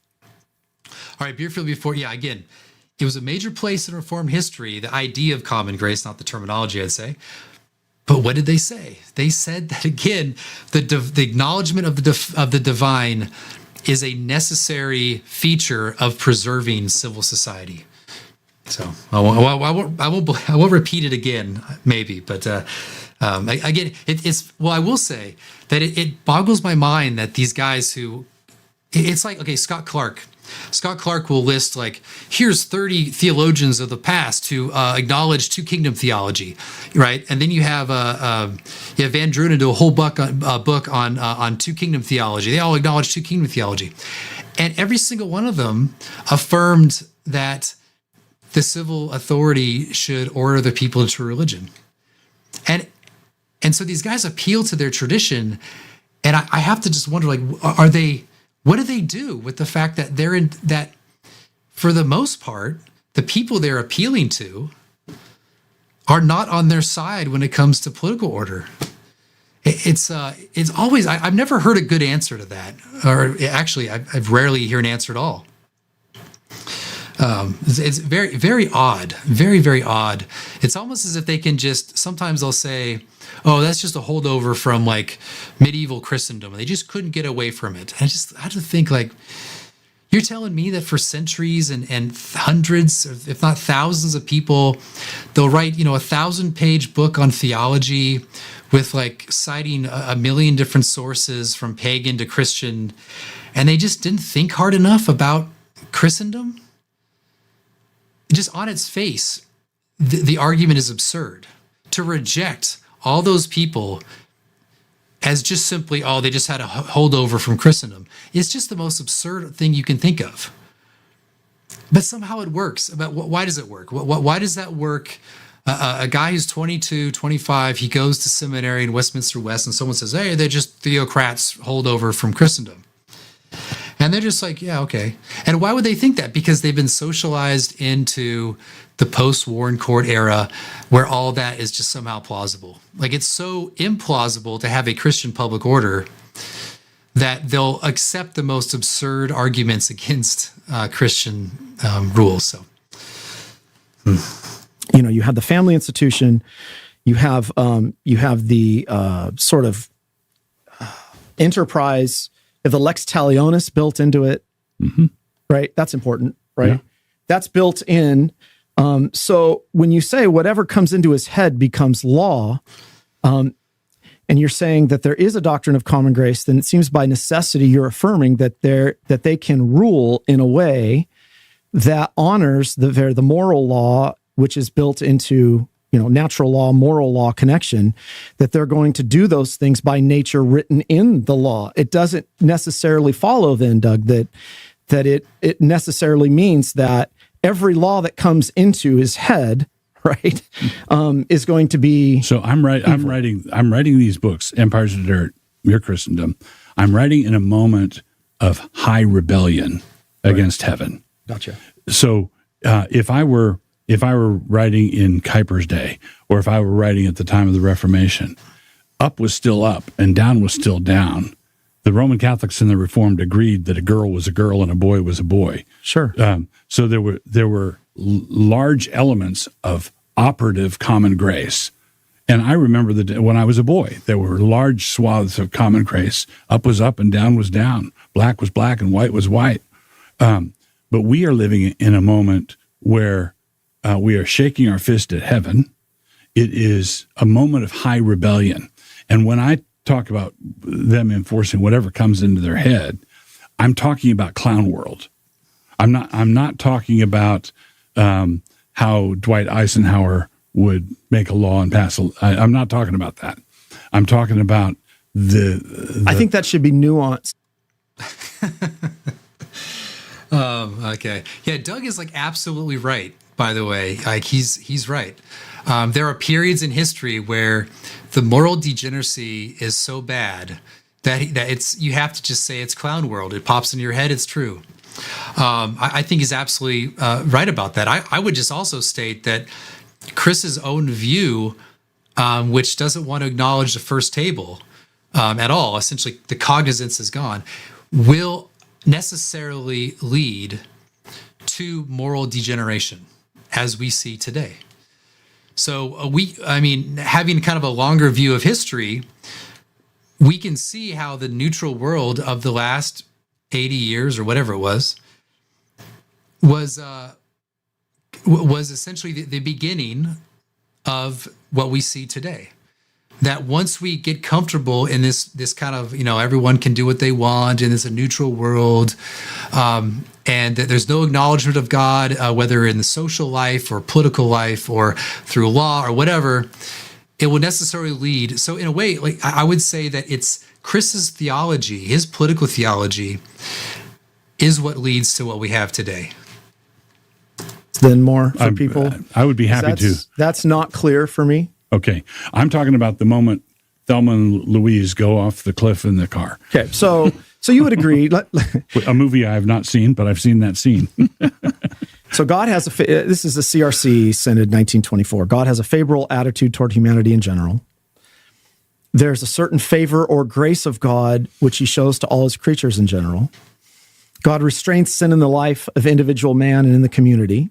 There's a restraint of sin, according to Scripture and the confession, by the general operations of the Spirit, as he restrains the unimpeded breaking out of sin by which human life and society is made possible. Right.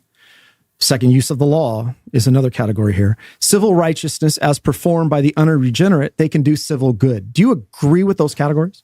Absolutely. Okay. I'm currently reading Van Til's book, Common Grace, right now. That's one of the books I'm working my way through. And I agree with all those categories, but there's an additional category. God restrains unless it is time for judgment. And in Romans 1, God, what is the wrath of God? Therefore, God gave them up. So they're in the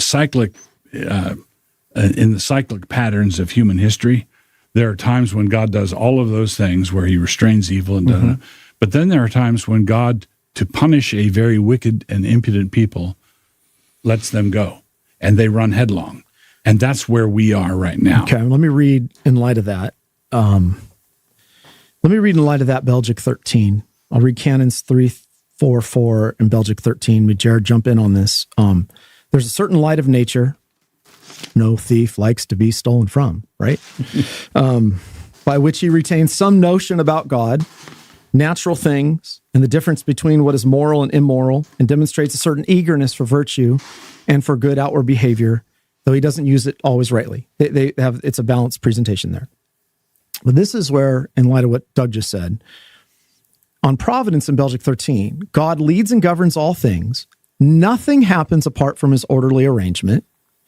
For his power and goodness are so great and incomprehensible that he arranges and does his work very well, even when the devils and wicked men act unjustly. Okay, you might say, this time we're in is waxed this way. We're in this period of judgment. Certainly the spirit of the Antichrist has risen up. Certainly there's things happen that are like that. But notice this, that it says God leads all things well in his orderly arrangement, does his work well, even when you have the most wicked and perverse things happening. Amen. Okay. Right.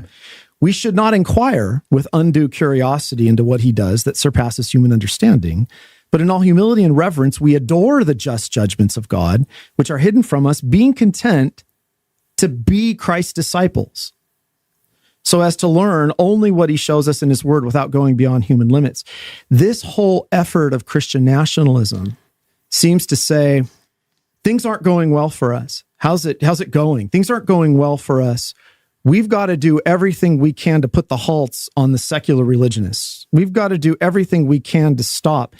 And how are we not prying into the just judgments of God and his providence and even his decrees to try to stop something that God has ordained and that he will use Romans 8 for the good of those his elect. All right, so what he seems to be suggesting is that when there are bad times and that you interpret it as a type of judgment, that you then have to remain passive, utterly passive to whatever is happening to you. So that seems to be the principle. Now, we also know that judgments can land on individuals. Judgments can land on families. Okay, so if your family is being judged and your house is on fire, and that's the judgment of God, and your kids are upstairs, and you hear and you know there's a fire because there's smoke, and you instantly think, this is the judgment of God upon my household because I defrauded my business partner or something like that. And you think, wow, my family's being judged. And your kids are upstairs and they're about to be burned alive unless you act. You could be passive and burn up with your kids. I'm assuming that Chris and everyone else would precisely would run upstairs, would risk himself dying to save his children that they would live. I know he would do that. I mean, from what I could tell, he would do that. Even when he would acknowledge that it's a judgment for something he's done. If you're an individual and you are a sinner and you've sinned horribly, let's say you've committed adultery against your wife, and then you're driving away from there, you feel convicted, oh, that was horrible or whatever. You get in a car crash and now your car's on fire. Your car's on fire. And you think, well, this is God judging me for my sin. I'm going to burn up with the car and burn up, because if I act in opposition to this, then I am going against the just judgment of God. My guess is that Chris and everyone else would get out of the car, which means that the principle he's laid out as a general principle is false, and for good reason. You can be judged and still act to, remedy or to lessen the effect of that judgment. The point is that you acknowledge the judgment, not that you burn up with the house with your kids, nor burn up with the car in the car. The same thing with the nation. If the nation is being judged, if your neighbor down the road, who was baptized when he was 12 years old and never went back to church, is now spiritually weak, if not totally fallen, most likely,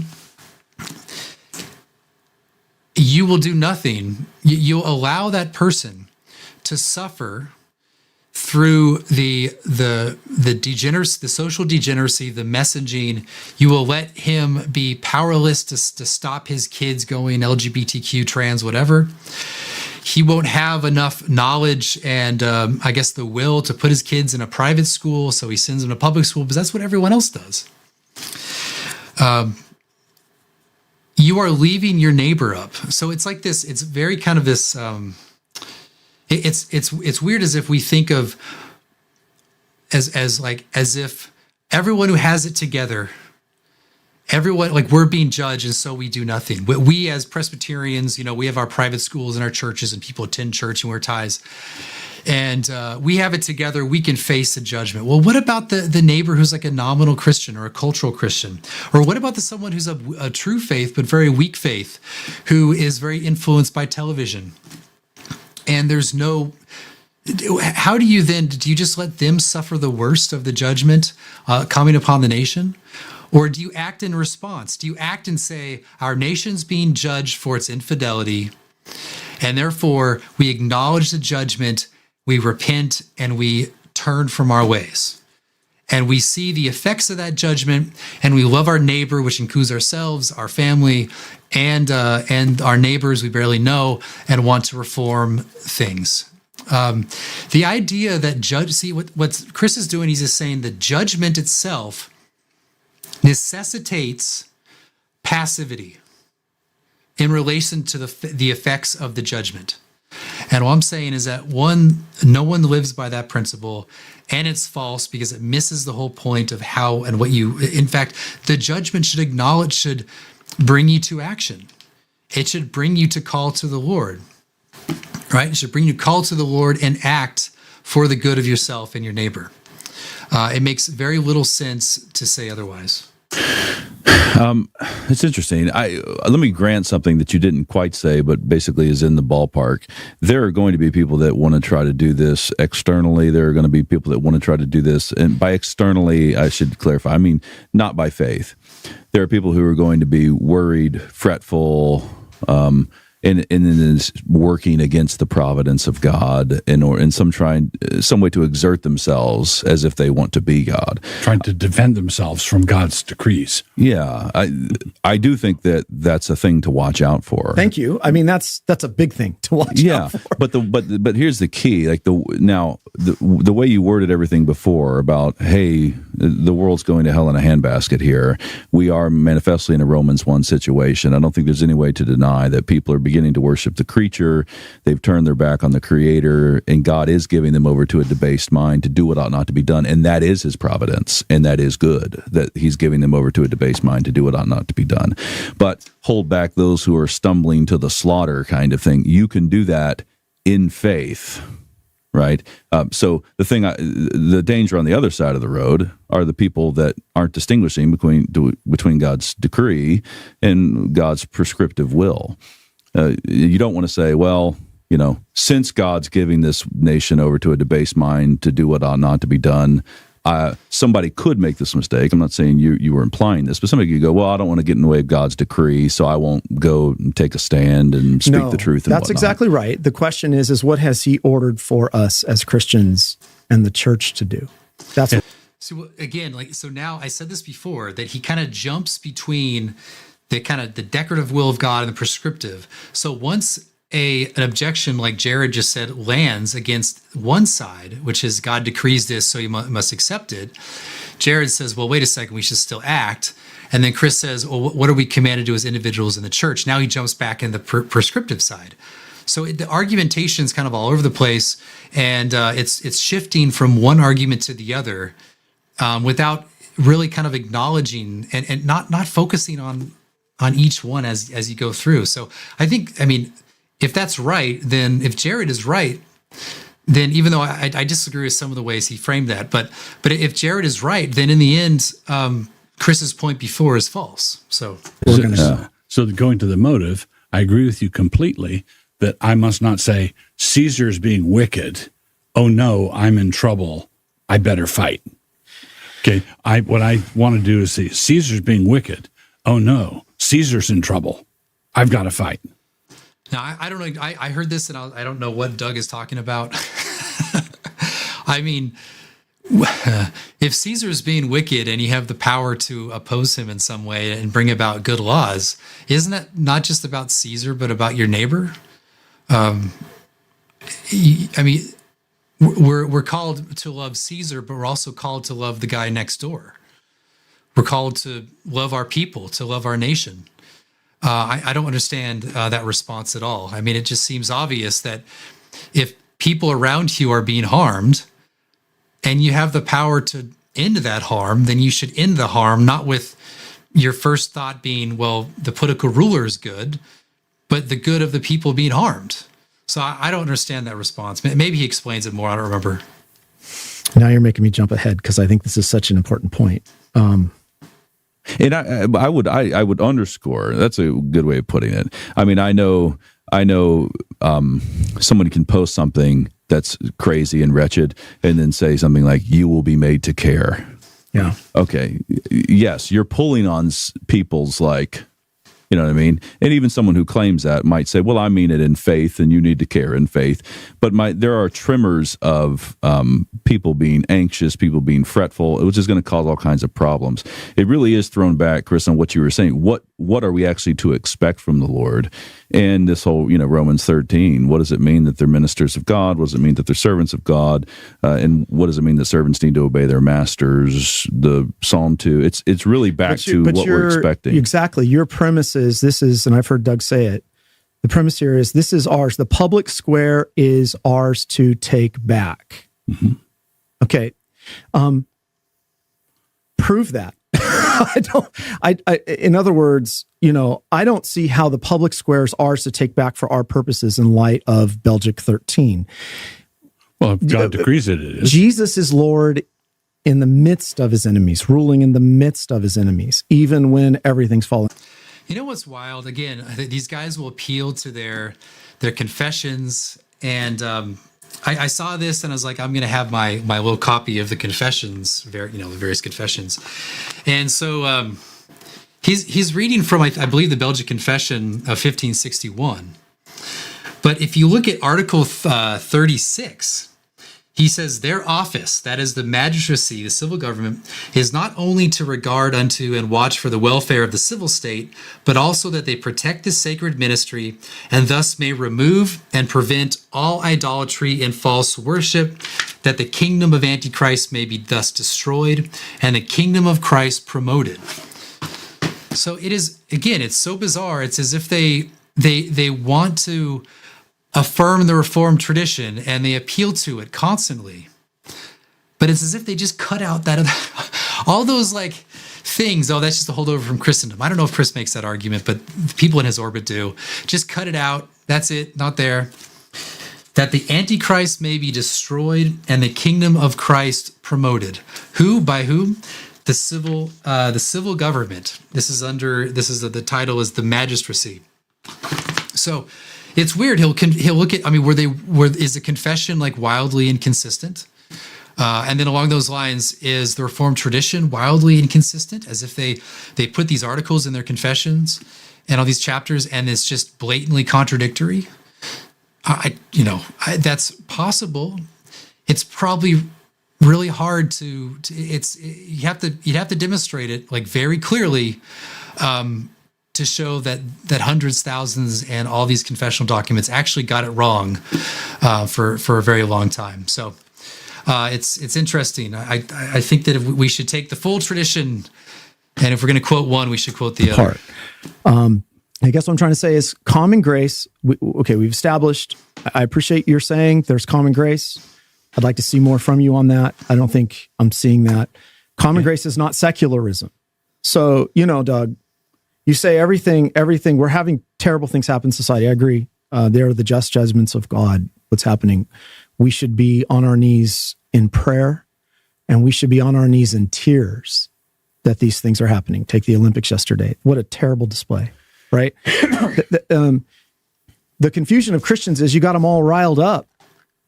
Right. You may take the long 500-year view, which I'm going to come down to you back to. You may take this long view. You've got everyone worked up that we got to do this in 5 minutes, and that's what I see everywhere. These people are so worked up. They're angry. They're frustrated. They're. All right, now we've shifted to the anger side. Hey, you hear this all the time. People who are, if we Christian nationalists were actually angry.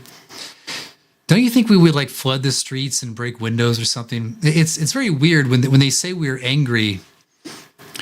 Most of the time online, we're just being. We understand the vibe of Christian nationalism is that you can be ironic and serious at the same time. There are some people who do kind of like nasty attacks on people and all that. So that is true. But in general, we're just having a good time. Like when I go on Twitter, to have a good time usually, and other people know that I'm having a good time. It's mixed with seriousness, but I think people who are usually older don't really understand how social media, particularly Twitter, operates, and so they think we're all angry. I've met people who are very serious about either Christian nationalism or something adjacent to it. They are not angry people. Now, are they concerned? I mean, I'm concerned. I just used the word concerned. I shouldn't have said that. You guys are going to capture that No, is there concern? I'm concerned when I turn on a TV show that my kids are watching that is just a very, very wholesome show, like, Bluey. I turn on Bluey. Oh, they like this show. This is a nice, wholesome show. And then a commercial turns on with two gay guys making out. I'm a little concerned. Are you not concerned when your kids are now watching a wholesome show that they're going to subvert it with some degeneracy in the commercials? I don't know. I could go on and on about that. you gotta wonder. I mean, there is a sort of Moscow mood where everything's kind of funny in the end. That's not my personality. I think there's humor, but in the end, if not everything is funny, but that doesn't mean you have to be angry about it, I guess. And I don't see the anger that they're talking about. I see people who want their kids to live in a country that's not trying to subvert their faith, that's not trying to make them left-wing weirdos. And they want to find ways to get with others and to influence society so that those things are no longer happening. And a lot of these people, they're devoted, they're committed. They want to influence people. They want to talk to politicians. They want to see righteous laws. But they're not out there screaming their heads off at these people in person. Their anger hasn't motivated them to throw bricks into windows. So I don't know where this angry thing is. Of course, there is an element of righteous anger, so I think at times anger would be appropriate. But to be constantly angry is simply something I have not seen in the Christian nationalist world. They're being absolutely obnoxious in Christian witness. It's created a whole culture of what I think Paul Miller is right. It's created a whole culture of a tribal identity group, just another one in the mix that's angry. Okay, this is. I'm glad you brought this up because one, I don't think that the Christian nationalists, broadly speaking, are to blame for people getting riled up and trying to solve it in a day. It's Big John in your second grade girl's bathroom that's got everybody riled up about what's happening. And but your point. You said ruled out. No, it's more than that. Well, okay. Well, what the Christian community is having to work out now is what are we supposed to do? Now, I think there are two bad options. The first option is the one you're pointing against and pushing against, and rightly so. If you're fretting, biting your fingernails and watching another episode of Fox News or the Daily Wire or the Olympics in Paris, and you're fretful and you're not actually engaged in spiritual disciplines and the health of your family and the worship of the church, that's bad. But the other bad option is to actually not engage in this moment and think about what the Lordship of Christ actually is going to mean as the kingdom of God comes on earth as it is in heaven. Yeah. Particularly this Psalm 110, you said rule in the midst of your enemies. But the very next verse of that is thy people shall be willing in the day of thy power, in the beauties of holiness. Okay, so you're supposed to offer yourself freely. We want to call the saints as pastors to offer themselves freely in the day of Christ's power, which of course Acts 1:8, like the day of Christ's power has come, and you need to offer yourselves in holiness. But I mean, the text goes on and on. The Lord hath sworn, will not repent. You're a priest forever after the order of Melchizedek. You shall strike through kings on the day of his wrath. So the whole vision of that particular text is the reign of the priest king, the advancement of his purposes. And that's where I think it's either going to be fretfulness on the one hand, fretfulness and fear and losing your mind, or it would be retreatism on the other hand. Let me add something to that, because there's an important point you're making that I do agree with, because I've been around in different places in the country, and in the evangelical world, which is been poorly taught, poorly equipped. They don't have the resources. So what I'll say about what Jared said is I guess I agree broadly. I do think that in the evangelical world, there is a sort of anxiety that can be healthy if it leads to action, principled action. At the same time, there is a tendency within that anxiety to then make your church like this sort of political, how do I say it? In other words, they want to hear political sermons every single week, and they don't actually get the gospel. They don't hear about the forgiveness of sins. They don't hear about repentance. They don't hear about your citizenship is in heaven. They don't hear about look to Christ. They hear a lot of political sermons, kind of often mixed in with the gospel and all that, so that's fine. But so I think there is that legitimate concern that we can be so obsessed with the more inferior goods, and that we can actually let that destroy the highest good. our pursuit of the highest good. So I think that's a fair thing there, but you don't want to do the Jesus juke thing. The Jesus juke thing is that whenever you care a lot about the more temporal, inferior goods, that someone says, "Oh, but you care about those things, but now you don't care about the highest good." And I would say that accusation itself is unproven most of the time, but it comes with, I think, a pastoral concern that is legitimate, that we in our concern for inferior things, we also care for the highest things. So that's my admonition to people, is don't let your concern about these things not affect that. But at the same time, we shouldn't allow that rhetoric. We shouldn't that rhetoric, I think, is it's a fallacy. It's a Jesus juke. The fact that you care a lot about the political order is not in itself indicative that you don't care about the eternal life. Okay, it's just as a pastoral concern, I think we should make sure that we affirm and pursue the highest good while we care a lot about these lower ones. All they have is Bruno in the girls' showers, and they're freaking out. If I were a Machiavellian, I could build a huge website catering to evangelicals that was just fear porn. Oh no, oh no, oh no, oh no. I mean, that's one of my main concerns here. Okay, but let me share the concern and point to something. In Moscow. So the thing is about this, I mean, if you're someone like myself and you do politics and your concern is politics and you write about politics, I'm not a pastor. I don't feel any need to balance my engagement with spiritual things, with pastoral things. But pastors should, ordinarily. Right? So if you're looking to Wolf for a bunch of like spiritual advice, or if you're looking to me as like a pastoral figure, I don't do that. I study politics. I read here's one thing I'm working through now. I'm reading stuff like this. Defense of the Peace by Marsilius of Padua. I'm reading these things, like I'm reading politics and I'm communicating politics. If you think that I am a one-stop shop for everything, you're going to be disappointed. Hopefully you would be if you think I am. But that being said, there are and should be other people who are doing the pastoral concerns, who are admonishing you to, okay, you like what Wolf is saying. That's good. It's good that you care about your family. It's good you care about civil society. Your activity is good. Your protesting abortion clinics is good. All that is great. But as a pastor, let me make sure that you are, in addition to that, holding your first heart for Christ and for the life to come. That's great. That should happen. Pastors should be doing that. Even friends who know you personally should be doing that.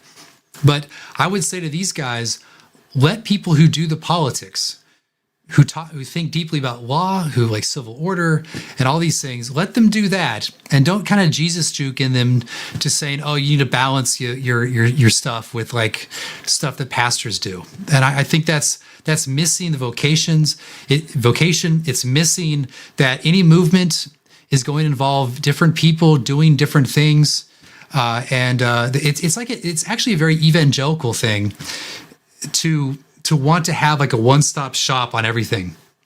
That's why they often look to their pastor to be not only their minister, but also their political movement leader, to also the guy that tells them what is a just and unjust law, to guy to tell them, tax rates and this sort of thing. I think we need to get away from that, and we need to kind of diversify people's vocations in relation to your life. I'm doing one thing, other people doing other things. And some people, like Doug, seems to be able to do it all, and that's fine. I can't do it all.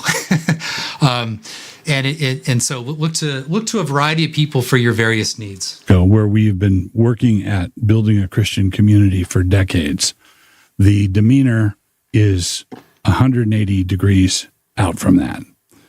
We have happy families. It's characterized by psalm singing. It's characterized by feasting, by joy, by Sabbath dinners, by exuberant worship on the Lord's Day. Reading Herodotus. A liberal arts education. So basically, if you drew a caricature of an evangelical couple that go to a big box evangelical store, but church, but the store, but they don't like what they see in the news, and they're susceptible to the fear porn, and they react to it. They react to it. I know what you're talking about, and that's not what we're doing. Yeah, but your writings and the writings of others are doing that. So I don't think so. Because I'm going to quote. Let me quote here. Okay. Toby. Let me quote Toby for a minute. Our culture, the Christian West, what is left of it, is in the last gasping hours of stage 4 terminal cancer. Secularism has metastasized, and it's all in our organs and lymph nodes. And then he goes, so if anything, we're not pugnacious enough. We're not fierce enough. And if I quoted Ben Crenshaw here, which you gave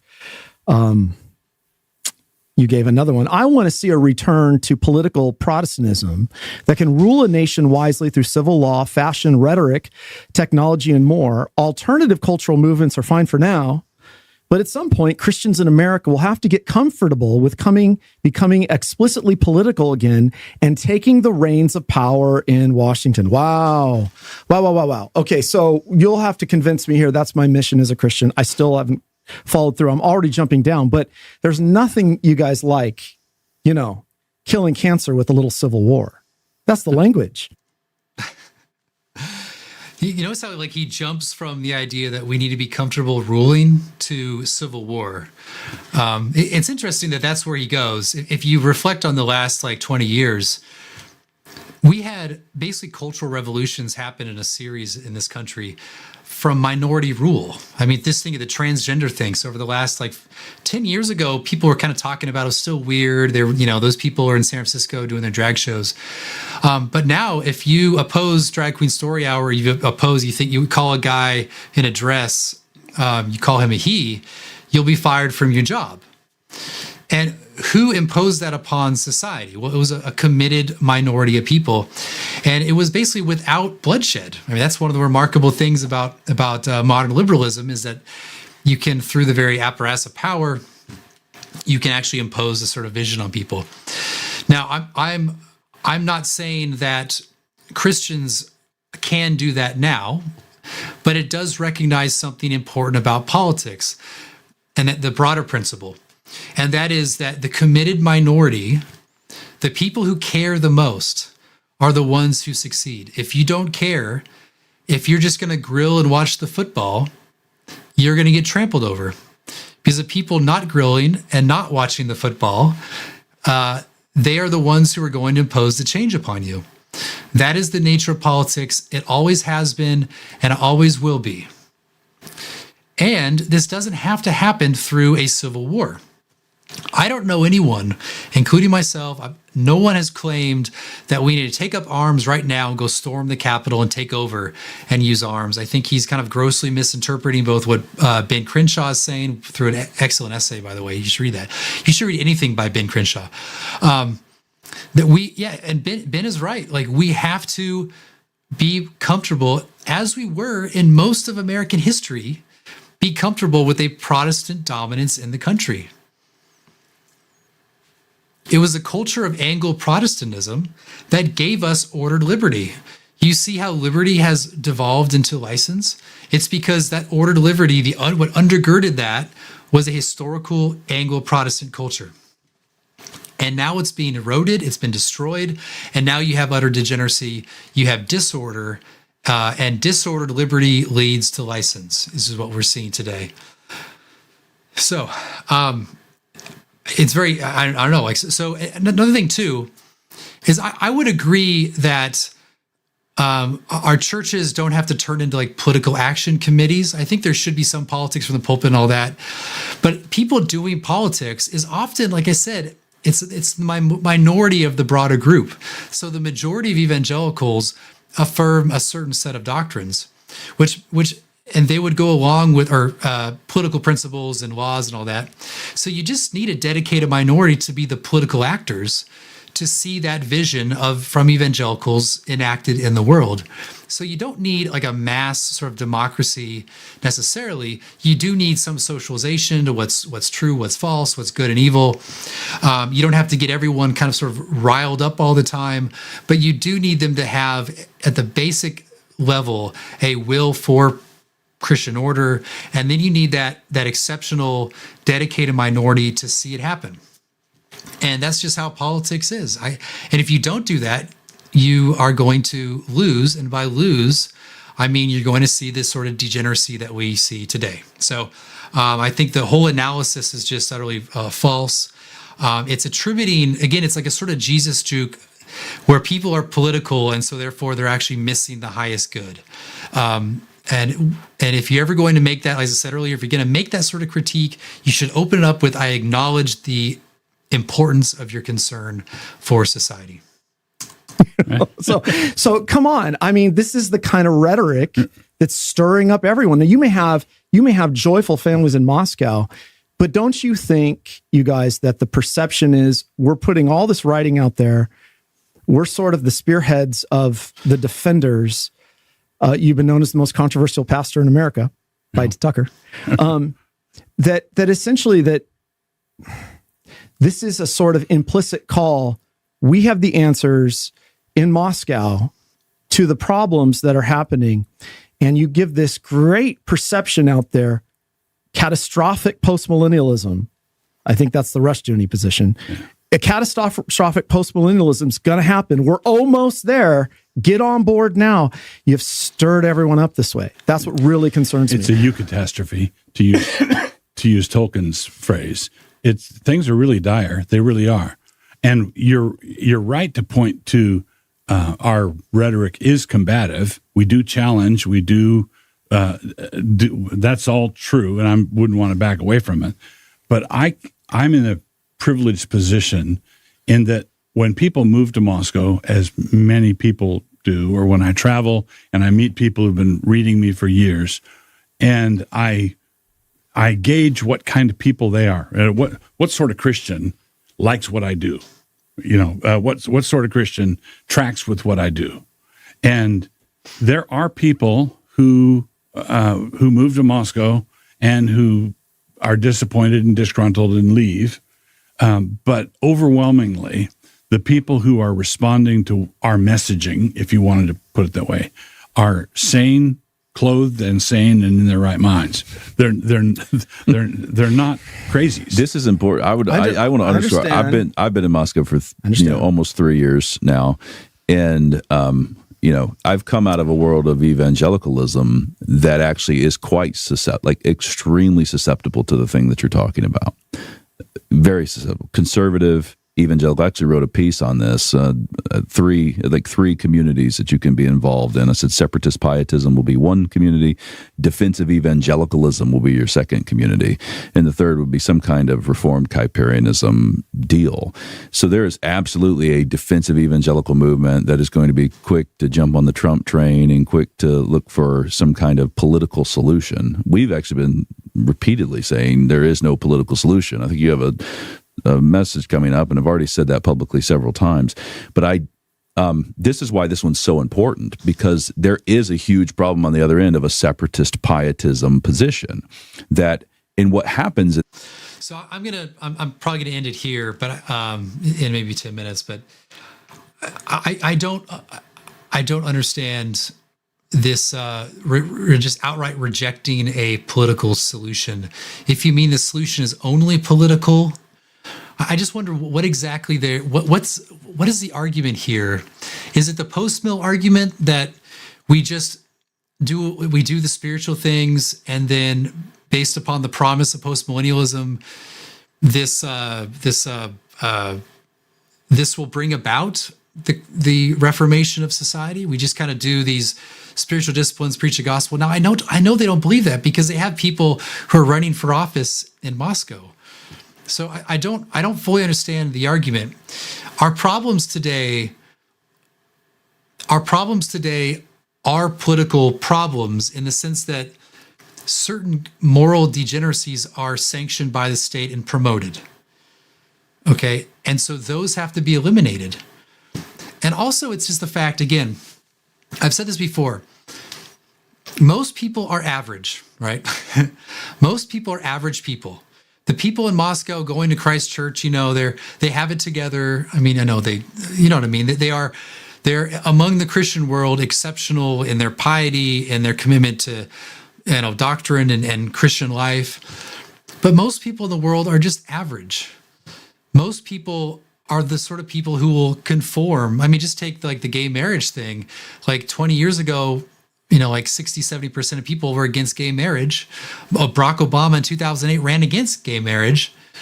And now it's like 70, 80% of the people are pro-gay marriage. Most people are just going to assume the common culture of the society, and that even includes people who have a weak faith. People go to these mega churches downtown. They are easily influenced. Now, if you have a combative influence, combative posture, as they do in Moscow, Idaho, you're going to easily, among your people, condemn all that. But again, most people are going to be influenced by these things. Now, that means that in part you have to have a society, a social life, and political order that is a sort of tutelary, that teaches people what is good and what is bad. We kind of had this in our social life for a long, long time as the outgrowth of Anglo-Protestant norms and culture. And that gave us, as I said, the possibility of ordered liberty. But what we have now is the exact opposite of that. So I don't think we should exclude the political. There is the discipleship, there is the preaching the gospel, there is all that. That is the function of the church, the principal function of the instituted church. But the people of God in their secular vocations, in their political and social life, should seek that this social life is ordered through our enforcing our good social customs and through good civil law. And in that sense, it is a political solution. There will always, I mean, you can never escape the political. You will never have a condition such that you don't need politics. You will always need politics. And this is, again, where I want to push back on some people who are post-mill. I know many people who follow me are post-mill and agree with me, but that is the danger on that side. All right, well, I'm gonna kind of leave it at that because I've been doing this for like 2 hours, I guess. There was a super chat. Someone did go do a super chat. I'm trying to figure out how I can add this to the screen. I'm not really sure how. I apologize. Someone named Anand put this out there, and I don't know. So I will mention the question. The question is about the Christian prince. The question is, between George Washington and Oliver Cromwell, which one was more of a Christian prince, of what a Christian prince should be? So that's a very, very interesting question. I mean, so the good thing about Oliver Cromwell is that he explicitly acknowledges that God should be over the state.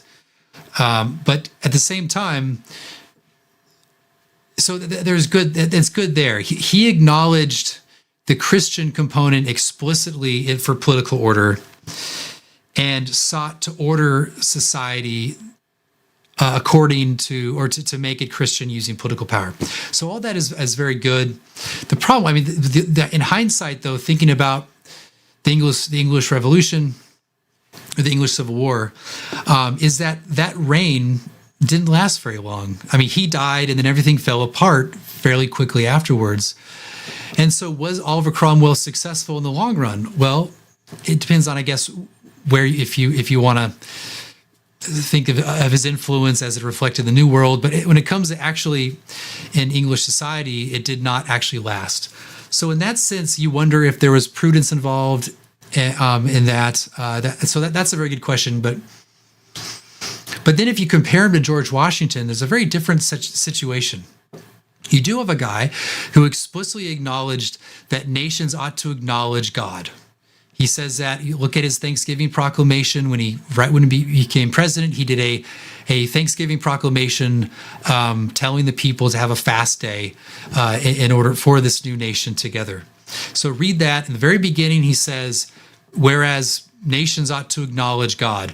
And since he was a Christian, at least culturally, that God for George Washington was the Christian God. So he's essentially saying that the people themselves as a nation ought to acknowledge God. And this act in the churches of acknowledging God is acknowledging the triune God, is acknowledging the true God.